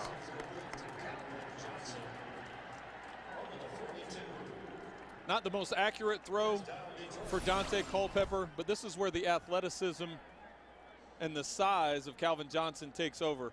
You can see he has to reach for the ball. Good job bringing the ball in and dragging that back foot to stay in bounds. And Zach Bowman covering there is about 6'1", and Calvin Johnson is 6'5" and a little more when you stand next to him. So the mismatch. Aaron Brown, they fake to. Culpepper down the middle, and he completes to Calvin Johnson inside the 40. Hunter Hillenmeyer on the stop. They dialed into that play fake that they ran a couple times earlier with Aaron Brown on the around after the fake handoff to the running back. So what they did there is they did a double fake. They got the linebackers to bite up, getting Calvin Johnson to sit in the window of the lane of the coverage. Yeah, 3 catches for 50 yards now for Calvin Johnson. Maurice Morris checks in the backfield. A 19-yard pickup gives him a 1st and 10. Culpepper to Morris. Tries to spin out of a tackle from Hillenmeyer and falls down at the 30-yard line. So a healthy pickup on 1st down, and already, although it'd be a long shot in field goal range, we talked about that 2-score difference. It seems like they are aggressively attacking the Bear defense. Well, what happened is you get the big 3rd down conversion. Calvin Johnson makes a nice catch, drags his feet. You get a good play action pass. The offensive line gives Dante good time. You get the ball up the field to Calvin Johnson. Now you get a good 1st down gain. This is what you need to get some momentum going and get some points on the board. Maurice Morris, can he get the 1st down? Looked like the Bears stopped him short of it, bringing up a 3rd down. And this has been a problem spot for Detroit today. Several times today they've had a 3rd and 1, 3rd and 2 that they haven't been able to convert. They've tried running the ball in those occasions. Potentially here you could see a play action pass and try and hit a back in the flat or hit a tight end up the field because of how well the Bears have been doing defensively in this distance. Yeah, so Morris checks out. Aaron Brown checks in. You've got Jerome Felton, the fullback, who's capable of carrying the football.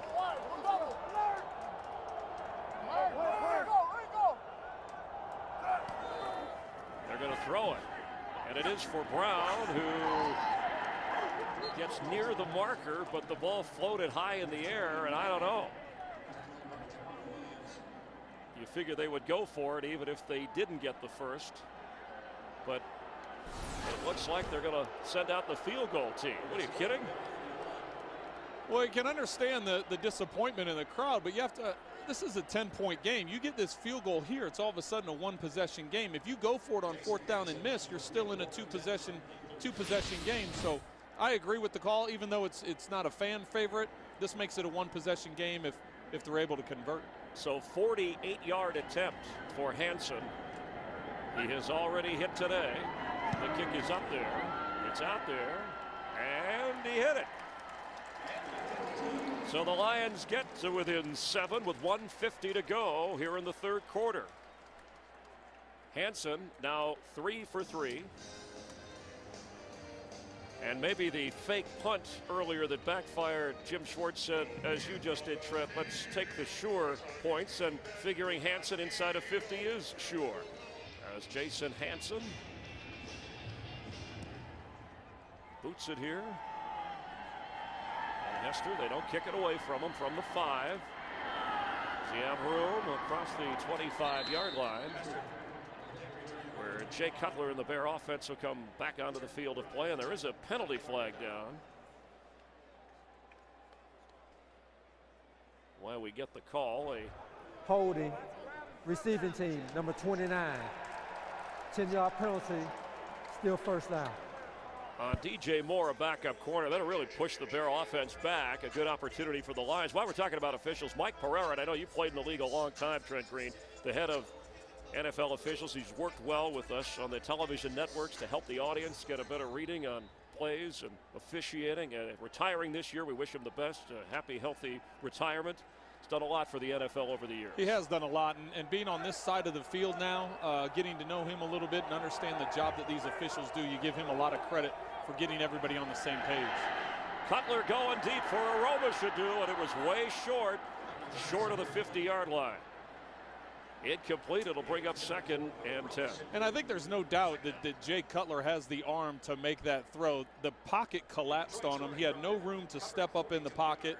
Whether or not he got his arm hit as he was throwing or just limited amount of space in the pocket, he wasn't able to get enough on that ball. Yeah, now have we seen enough of the moving pocket in this game? Because that seemed to work effectively on Monday night. It worked very well against Minnesota, and maybe because of the pass rush that Minnesota had, that was the reason it was part of the game plan. But I think just the effectiveness that Cutler has outside of the pocket, it should be part of the game plan. And Khalil Bell, the rookie from UCLA, who got some carries in the first half with a big run for a first down before Julian Peterson brought him down. Now, I know from Jeff Fisher's defense, Jim Schwartz plays his defensive ends out wider than some defenses do. Does that have an effect on the kind of rolling or moving pocket we're talking about? Well, it shouldn't be, because you either get a tight end or a back out there to seal that edge if you're trying to roll outside. And if you're worried about being a pocket passer, then you've got to slide up if you're getting wide edges coming up in there, or work the screens or draws.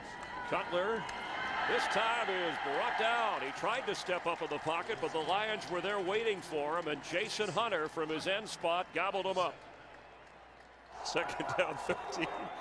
I kid because I care, you know that. And this is a Bell carry again. It'll bring up 3rd down.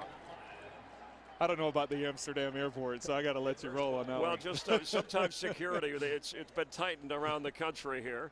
And that's what the Lions defense, they want to tighten up on Jay Cutler and the Chicago offense and keep it a 1-score game. The Bears content with letting the clock run out here in the 3rd quarter, but they'll be facing an important 3rd down and 11 if Chicago wants to keep the ball away. Trent Green, Chris Myers, and Devin Aromashodu with 4 catches today, including a touchdown grab. Boy, what he's done lately, being healthy and being needed by Cutler and the Bears. On 3rd and 11, is he the go-to guy?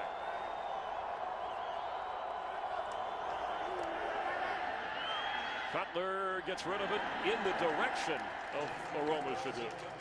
They bring Delmas off the edge to create a problem with the pass protection, but then they drop the other 7 guys into coverage. So you have the good coverage, and you bring a secondary player that causes confusion for the protection is a real issue for the Bears up front. And Delmas playing with a knee, toughed it out. The rookie from Western Michigan, the 33rd player selected, and the only rookie in the history of the NFL to have a fumble return for a touchdown, an interception return for a touchdown, and a safety in his rookie season, as Chicago gets ready for its 5th punch. And nearly blocked the pressure on Maynard. And a fair catch by Northcutt at the 41. So excellent field position for the Lions. And this is exactly how the Lions wanted it to play out. They got their field goal last time, even though the fans didn't like it. They got the field goal to make it a 1-possession game. Now they've got great field position, gives them an opportunity to go down and attempt to tie this game up. Well, they've used a nice mix on offense. Scott Linehan, Jim Schwartz, Linehan the offensive coordinator, of Maurice Morris and Aaron Brown, and Bryant Johnson with a touchdown catch, but they seem to have found something with Calvin the last few series. Well, I'm looking for him to take a big shot to Calvin. They have yet to try and stretch the field, to really throw one up the field and let that big-bodied receiver go make a play. Culpepper rolls out, throws high, but a nice grab. He went up and got it. 6'5½", and Calvin Johnson with a 1st down catch. He was about 6'10" on that play. He went up and really got it. And I think the Bears are thinking they're going to try and take a deep shot. You can see the defenders thinking he's running deep. Calvin does a good job of coming back to the ball.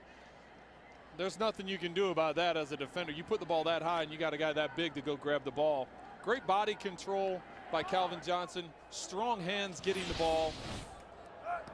And Zach Bowman covering, who had an interception early in the game, as Maurice Morris carries. You know, in the earlier meeting in Chicago in the first half, Bowman got burned by Calvin Johnson. He had 8 catches in the game, and they adjusted in the second half, did the Chicago Bears, using different defensive coverages, and kind of took Calvin Johnson out of the game. It's flipping the other way this time. Nathan Vasher, the other corner. We may see Corey Graham as well on Calvin Johnson, but this time it is Bowman lining up on second down. The pitch to Morris. He hands it to Calvin Johnson running the other way. Culpepper throwing a block. Calvin Johnson goes down at the 30. And Nathan Vasher made sure he didn't spring it. That may have been the best catch of the day for Calvin Johnson, even though he's had 2 where he's had to jump in the air and drag his feet to get in. You can see on this toss to Maurice Morris, he tries to get him the ball. One-handed reaches behind him, grabs the ball. That was an ugly play in the Bruin, and Dante Culpepper is able to get in the way a little bit. But when you're going full speed, you see the defensive lineman coming in your direction, you're able to reach back behind you and grab that ball. Like I said, that may be his best catch of the day. Out of breath. Excellent penetration by the Bears defense. So on 3rd and short, penalty. False start, offense number 85. 5-yard penalty, still 3rd down. Saw Jake Nordine, the backup tight end, and remember, a guy who hasn't been with the squad the entire year, that kind of penalty on 3rd and short in this position can just kill an offensive drive. And you go from 3rd and 2 feet to all of a sudden 3rd and 5.5 now. I know with the position of the game and the position they are on the field, this is probably 2-down territory. You're not going to attempt a field goal of 55 yards at this point in time. So they really have 2 downs to try and get this. Calvin Johnson checks back in. Culpepper from the shotgun. He's going to step up. He's going to try and run, and he falls down short of the first down on his own. So it'll be 3rd and about 2. I think they go for it. I don't think you attempt a 52-yard field goal here. And where they marked it, it's more like 3.5, 4 yards. And last time they had the ball around the 40-yard line, they punted and they punted it right in the end zone, so they only netted 20 yards. So I think this is a good decision. So what's a good call? And the one here? that was made up here. Well, they got him in the shotgun, so I think you're going to try and see. You have to find your best one-on-one matchup. You see at the bottom of the screen here, or the top of the screen, you've got both Johnsons one-on-one. Instead, he looks at the middle. There's Calvin Johnson, who has a first down catch on 4th and 4. The Lions come through. That big body was too much for Bowman to get around.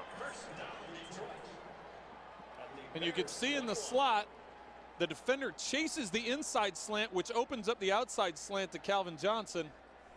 Fortunately, the protection is long enough that Culpepper can pump fake to the inside, get him to draw inside, and then he resets his feet, and you put it on that big body, he's going to bring it in. 11-10 to go here in the 4th quarter. Lions moving for what they hope to be a tying touchdown at extra point on 1st and 10. Pressure coming. Culpepper delivers. Brian Johnson has a first down. And the Lions with a 1st and goal. Good job by Bryant Johnson. Even better job by Dante Culpepper getting the ball out of his hands. There's a nickel pressure coming off his right side off of the slot. He doesn't see that coming. He gets the ball out of his hands to Bryant Johnson, who splits the defenders and gets the first down and makes it 1st and goal, which is a situation the Lions haven't been in a lot today or this year. No Charles Tillman. Corey Graham limps off. You know, Danielle Manning, Al Afalava on the injured list. The secondary beat up for the Bears on 1st and goal. Will the Lions throw it here? No, they will run it to Aaron Brown. It'll bring up 2nd and goal. It's interesting to see on that play. Most of the day, especially down in this area, they've used the safety. Steltz on this occasion you thought was going to go over the top and give Bauman help with Calvin Johnson. But Steltz came down inside the box and left one-on-one on the outside. Let's see if the Lions take advantage of that, if they can get a one-on-one matchup again. And Calvin Johnson goes to the right side, so that'll be the top of your screen and a one-on-one matchup for Culpepper. Aaron Brown remains in the backfield. Culpepper is going for Calvin, and touchdown Lions.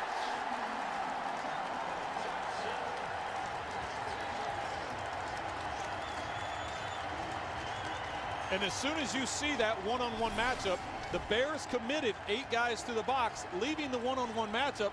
And when you have a 6'5" receiver, yeah, you're going to let the defender come free off the slot because you know the quarterback's taking a 3-step drop and putting it up to where Calvin Johnson is going to be able to rip it down. 9:37 to go here in the fourth quarter. Calvin Johnson closing in on his back-to-back 1,000-yard receiving seasons, but more importantly may lead this Lion team to an upset win to close out the season. Jason Hanson, Harris the holder, everything good, and the extra point. We're tied at 20. Along with Trent Green and Jennifer Hammond, Chris Myers ringing in the new year. The Bears and the Lions in a tie game here at Ford Field, and an impressive scoring drive. They had a 4th down gamble. Calvin Johnson was the go-to guy during that drive. And Calvin Johnson talked to us about the last time playing the Bears, his matchup with Zachary Bowman. He was looking to getting one-on-one. He's been getting a lot of double teams, but having that one-on-one, they were able to take advantage of it over Bowman on that play. And a deep kick that Devin Hester will return. Upended. Calvin Pearson, who on the fake punt failed, delivered this hit on Devin Hester, keeping him at the 13-yard line. Hester shaken up, but appears to be okay on the Bears sideline. So the crowd getting a little noisier on 1st and 10 for Cutler. Matt Forte across the 15, 16, all the way up to the 17.5-yard line. A good gain on 1st down. And that's what the Bears need to be able to run the ball. But look for them in this 2nd or 3rd down situation. They've got to get a play fake in and get Cutler outside the pocket, or at least get the play fake and set him up in the pocket to where he was able earlier in the game to get the ball downfield to Greg Olsen. Cutler's used 6 different receivers, but Greg Olsen has been Mr. Reliable as Forte remains in on 2nd and 5.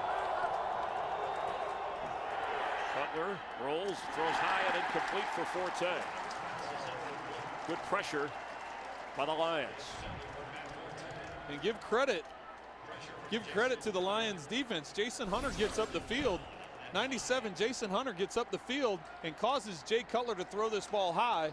He has to get it over the outstretched hands, causes that ball to go high and tip off the fingertips and put that type of pressure. Now the crowd's really getting into it. So Devin Hester checks back in on 3rd and 5. The Bears are 5 of 12 in the 3rd down department today. And they have all 8 in the box. Cutler has time. Down. Oh, it's for Hester. He's got Devin. Can he get past? He cannot get away from William James. But a big completion, and Cutler surveyed the field well before he delivered it. And the problem with putting 8 guys in the box, is being able to recover and get deep enough. And with Devin Hester's speed, he gets James turned around, flips his hip, and cuts to the inside. When those 8 guys are in the box, they can't get back to the middle and cover that middle part of the field. A 48-yard gain. Devin Hester in and out again for a breather. And if you're James, right, Trent, you got to play back with the speed of Hester. You have to. So you understand him biting on that fake. It just he has no help in the middle of the field. Forte checks back in and running back. On 1st down, Cutler looks to throw this time. Good pocket for Olsen. Greg Olsen inside the 10, down inside the 5. And what a response by this Bears offense. Nice job by Forte picking up the secondary pressure, coming off the edge, giving Cutler time to step up in the pocket. Once again, we talked about this at the beginning of the drive. Use the play fake, roll out, set up in there. This is a play they had success with earlier in the game. Getting Olsen behind that underneath coverage and in front of the deep coverage, and Cutler puts it right on time. Olsen nearing 100 yards receiving today. 8 touchdown catches this year, including 1 earlier. On 1st and goal. Matt Forte has it. Penalty flag as he goes down around the goal line, reaching forward with the football. I see you shaking your head up here. Well, I'm shaking my head because we talked to Lovie Smith and the frustration that he showed with the inconsistencies. Holding, defense, number 79. Half the distance to the goal. Replay, 1st down. Well, Lovie Smith isn't going to be shaking his head on those inconsistencies. Where the flag comes in, it looks like an offensive holding, but they call defensive holding where the defensive lineman grabs the offensive player so that they can't rub off to the linebackers. That's where the holding call comes in. You can see where Hunter grabs the blocker to try and keep him off the linebackers, and that's what that was called on the play. So a 1st and goal. He fakes, Cutler throws, and touchdown Bears. Desmond Clark in the end zone. And Desmond Clark, at age 32, the oldest offensive player to have a score. This is a young football team, 26 years and younger for most of the key players. Coming off a big Monday night game, he's in the clear. You can see both tight ends are going to be open. The Lions commit everybody to the play fake, to the run fake, and really Cutler had his pick of which guy he wanted to hit because no defender was on either tight end. Kellen Davis had checked in as the extra point is good by Robbie Gould. Bears lead by 7 here in the 4th quarter. Jay Cutler with 3 touchdown passes, 26 touchdown passes for the year to go with those 26 interceptions, which we know led the NFL. But Trent, this is an impressive road game for Jay Cutler, considering some of the problems he's had on the road this year, and that includes today's numbers. Well, he's had problems on the road, and this team has had problems on the road. They've only had 1 win on the road coming into today, and Jay Cutler is one of those reasons, but he doesn't have any turnovers today and the 3 touchdown passes. Derek Williams on the return. Gets to the 27-yard line for the Lions. Well, it'll be the responsibility of the Lions now to try and answer. There's only 7 minutes left in the game, down by 7.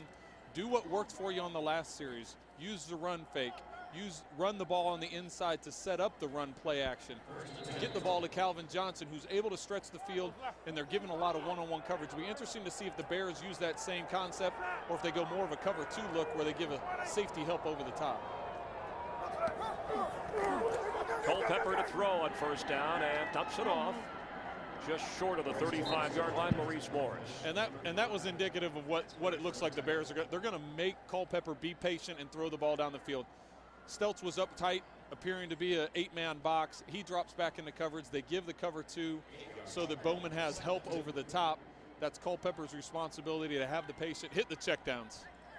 And Zach is still on Calvin Johnson out on the right side on 2nd down and 2. The safeties are starting out near the line, but they're going to drop out into coverage.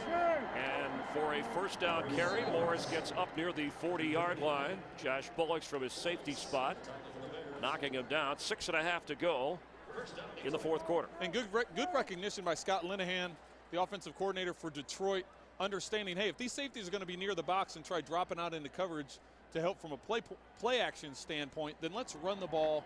And they were able to on that time when the safeties dropping deep. Aaron Brown checks in. Greg Stelz got a 2nd NFL start today out of LSU, the 4th round draft pick. Culpepper fakes and has it.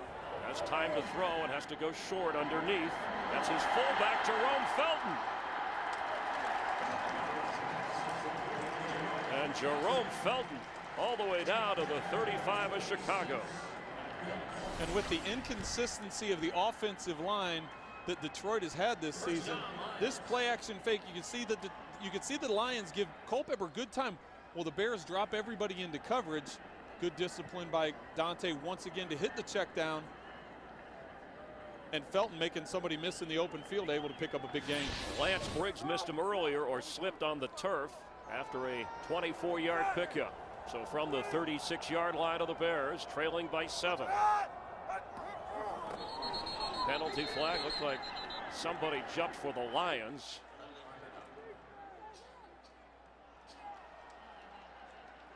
Maybe he did influence the official this time. Delay of game, defense, number 35. 5-yard penalty, automatic, 1st down. They were standing in such tight coverage, Calvin Johnson and Zachary Bowman, that Bowman went to get a jam on Calvin Johnson. Correction, 1st and 5.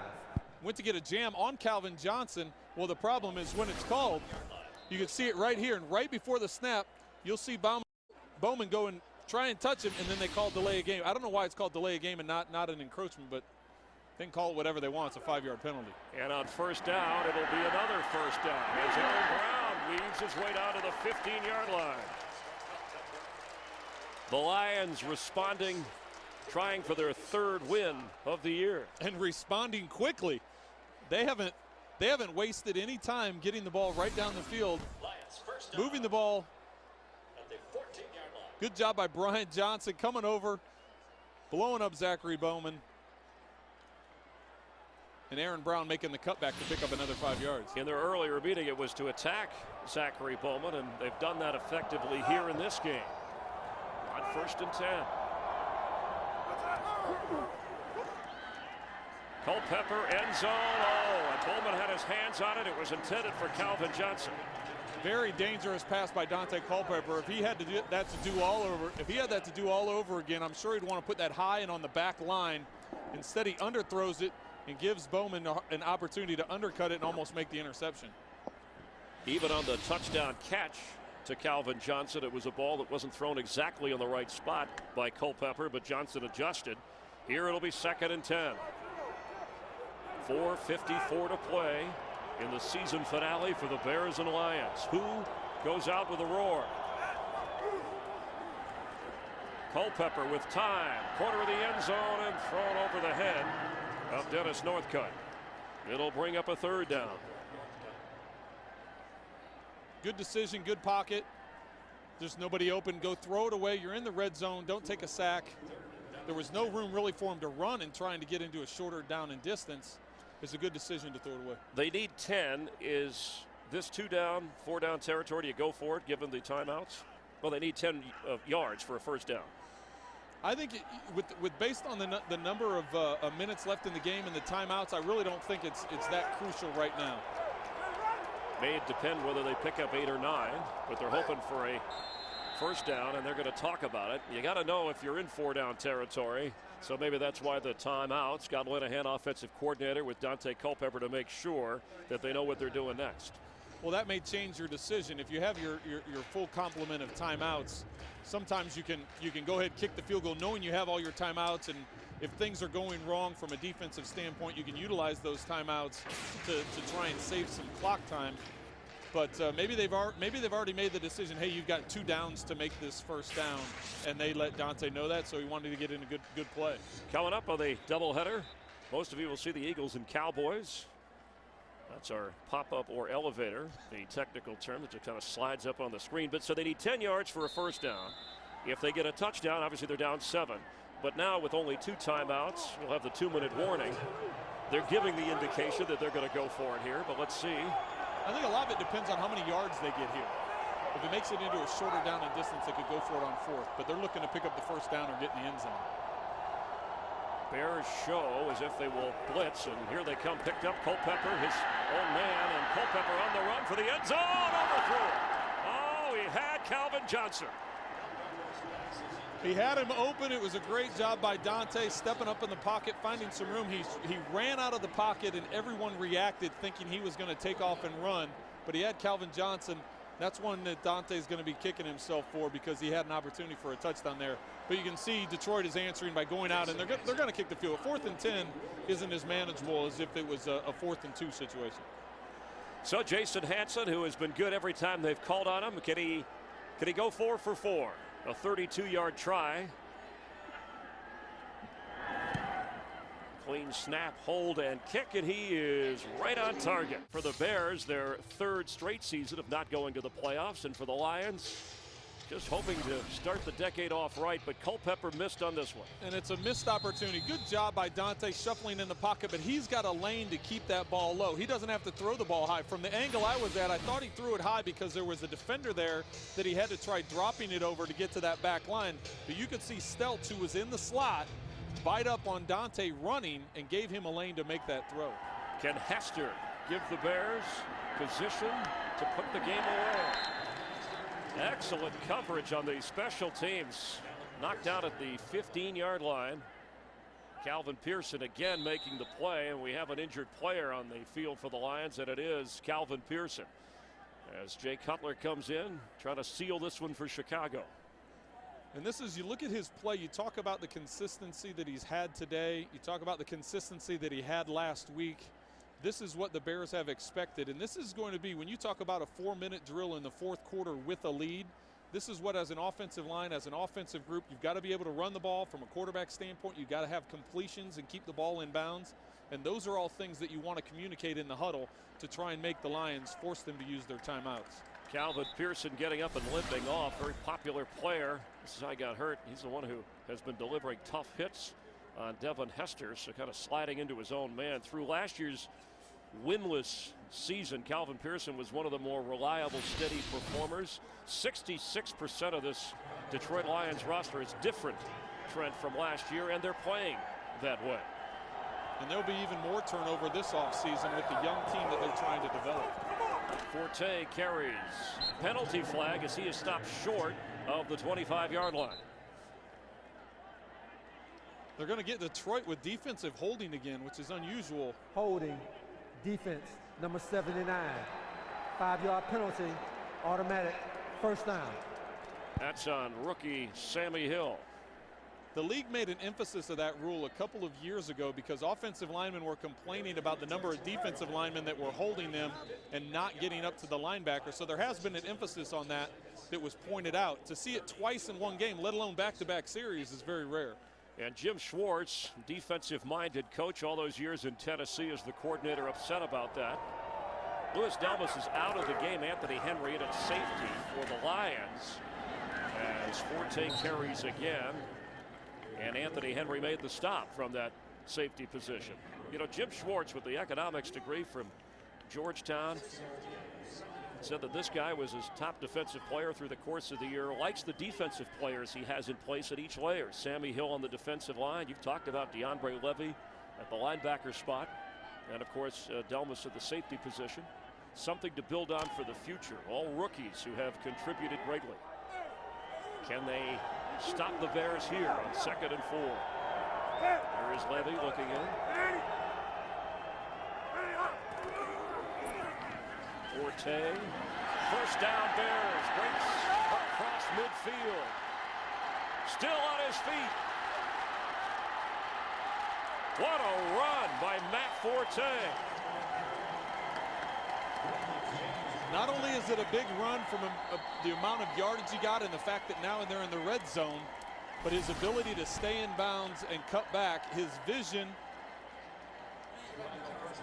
to get separation, is able to get away, sees the vision, sees the pursuit of the defense, cuts back to the middle of the field, stays in bounds, and keeps the clock running. And that forces Detroit to use one of their timeouts. And they only have, the Lions, one timeout remaining. What a run by Forte. Now 96 yards total in the game, 53 of them coming on that. You just talked about how important it was to advance the ball and kill the clock.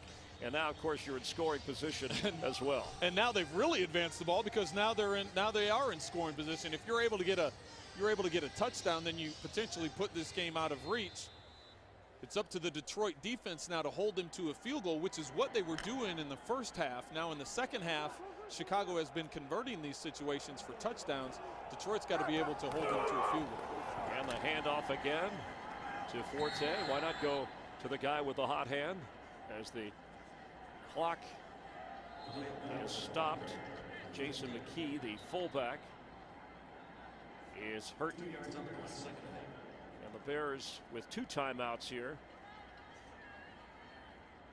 will have to see if he can get off the field before they'd have to use a timeout.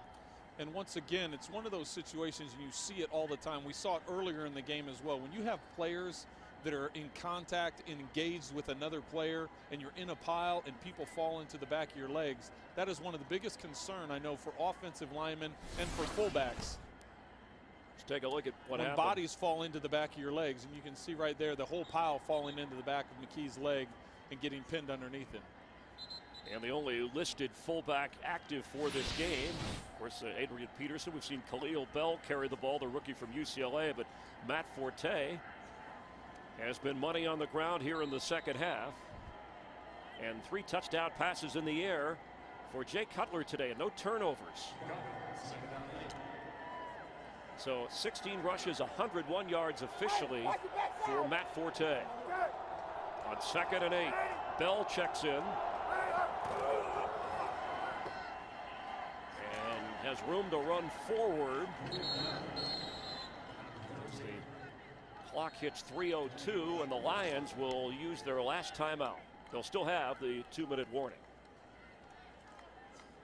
So if you're the Bears, you're just going to try to run things out. Do you worry about taking a shot at the end zone? Well, I think that you've got to try and you don't want to be too conservative, but you also know that if you do a play action and try and hit a back in the flat, or you've had success with play action and hitting Greg Olsen up the field, you're going to take the chance of, if there's an incompletion, of the clock stopping and giving Detroit that extra timeout with the 2-minute warning.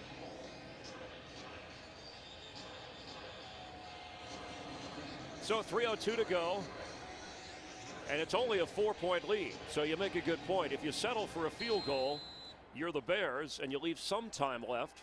Who knows? A big return, a big play. Maybe the Lions get a touchdown and force a tie. On 3rd down.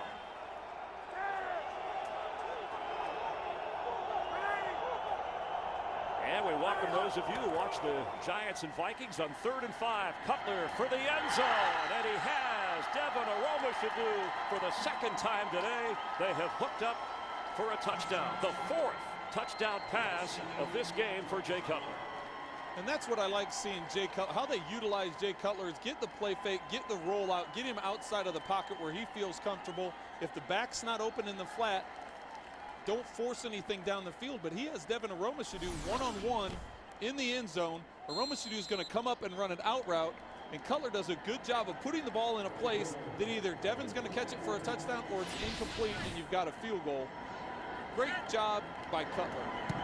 Robbie Gould with the extra point, and Aromashodu, they have found something. And for Jay Cutler, 27 touchdown passes this year. And for all the criticism that Ron Turner has been taking throughout the season, he and Jay Cutler have really been on the same page the last 2 weeks. The way that they've utilized his talents, the way they've gotten Devin Aromashodu involved in the game plan, and they've utilized him not only in the passing game, but just open things up for the running game. And it's helped that Devin Hester has returned, part of the offense as well, as the Bears build a 34-23 advantage.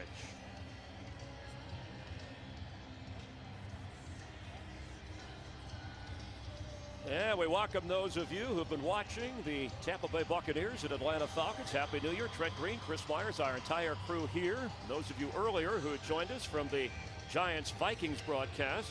Devin Hester, back after missing 3 games, has played a role, but the Devin Aromashodu story has carried over from Monday night. And Jay Cutler, you know, he talked about it before the game, or at least some of his teammates did.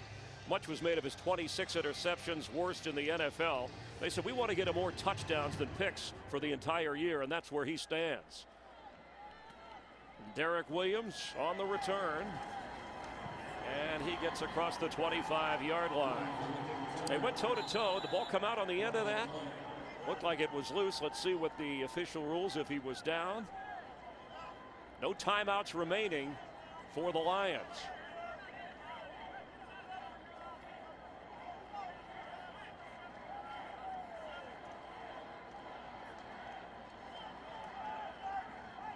An 11-point Chicago lead with 2:50 to go. And it is fumbled by Williams, recovered by the Bears. He actually never went to the ground before the ball is stripped out. Once again, a late game forced fumble that the Bears were able to get. They did it last week in overtime. Hillenmeyer had against Adrian Peterson in the Minnesota game on Monday night. Once again, they do it again today to pretty much put this game away. Now, what a play by Tim Shaw, who has been a special team stud for the Bears. He has friends and family here, got 40 tickets, grew up in Livonia, Michigan, signed as a free agent from Carolina, Jacksonville. He's been a terrific player, special teams player, and a guy that has earned a regular spot at home on the Bears for years to come. So Khalil Bell, the rookie from UCLA, to help run the clock down. Over 100 yards for Matt Forte. And so 27 touchdown passes for the year, and the 26 interceptions, as we said, coming in, and that number is on hold as Bell remains in the backfield. Again, no timeouts here. This should take us to the 2-minute warning.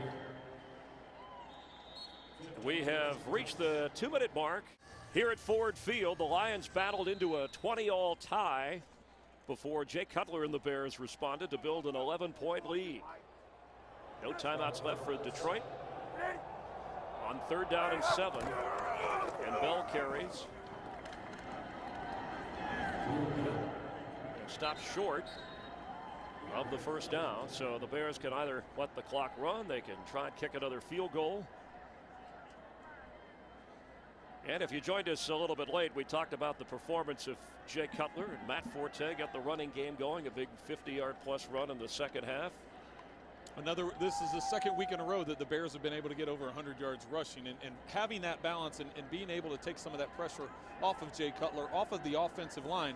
There's been a lot of inconsistencies. We talked about that with Lovie Smith, and we talked about it throughout this game, getting consistency on the offensive side of the ball. Jay Cutler has set the Bears single-season completion record in this game, surpassing that held by Eric Kramer, and he's second on the all-time single-season yardage list for one season. Not bad for your first year in Chicago. As the Bears use a timeout, they have one left.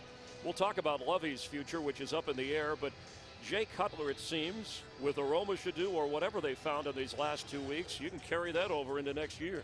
Well, you can, and you start talking about the development of the players. Aroma Shadu is a guy that's been on their roster. He's in his 3rd year. He developed into that guy.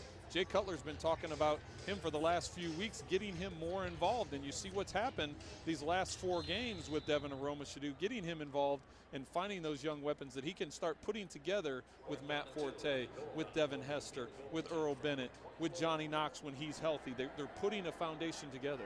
A 34-yard field goal attempt, and Robbie Gould is 2 for 2. And Robbie is money once again to add to the lead. Now 37-23. I think when you look at the big picture, you look at everything. Jerry Angelo's got a tough decision to make. Do you put pressure on Lovie Smith to make changes at the coordinator spot? Now, the argument for Ron Turner is look at what's happened the last 2 weeks when he's opened up that playbook and really done more play calling directed to what Jay Cutler can do, moving around in the pocket, getting outside the pocket. They've had a lot of effectiveness the last 2 weeks. Is it enough for him to save his job will remain to be seen.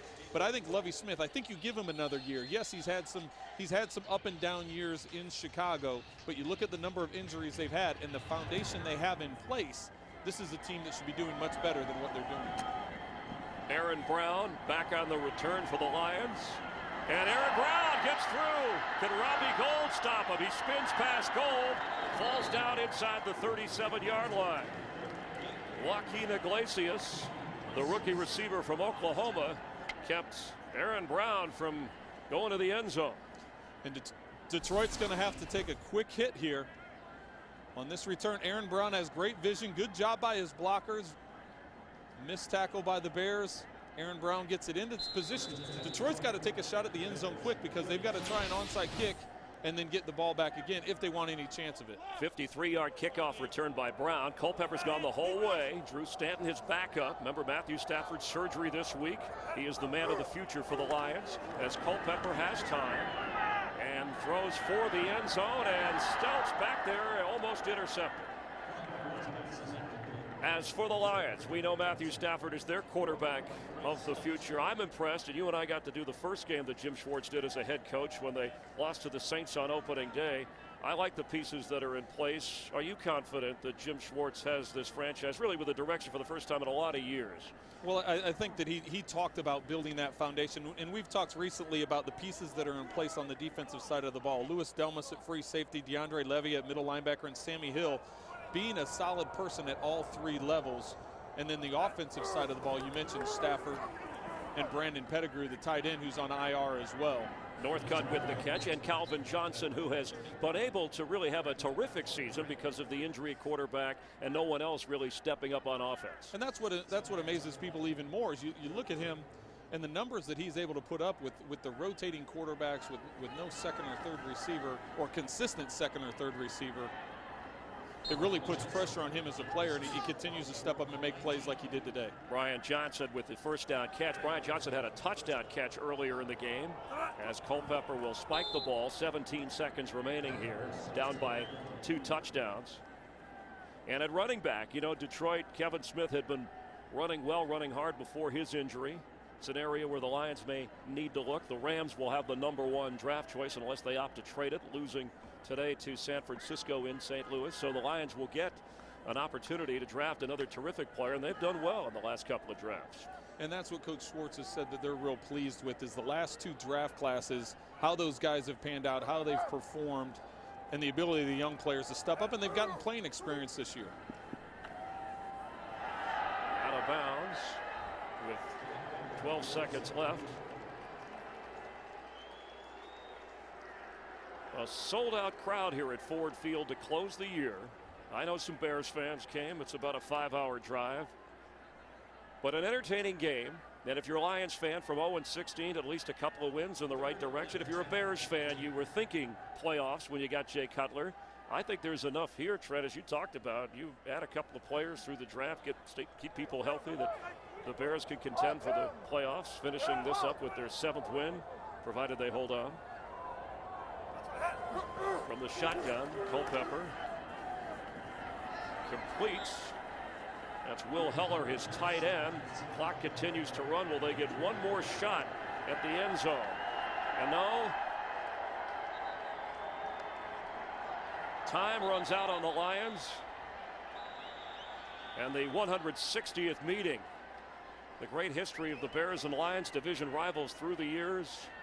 Chicago sweeps, and Jay Cutler with 4 touchdown passes. Lovie Smith, definitive answer on his future we should hear shortly. Devin Aromashodu, a star, with the return of Devin Hester. For Trent Green, I'm Chris Myers. The Bears over the Lions at Ford Field. Happy New Year.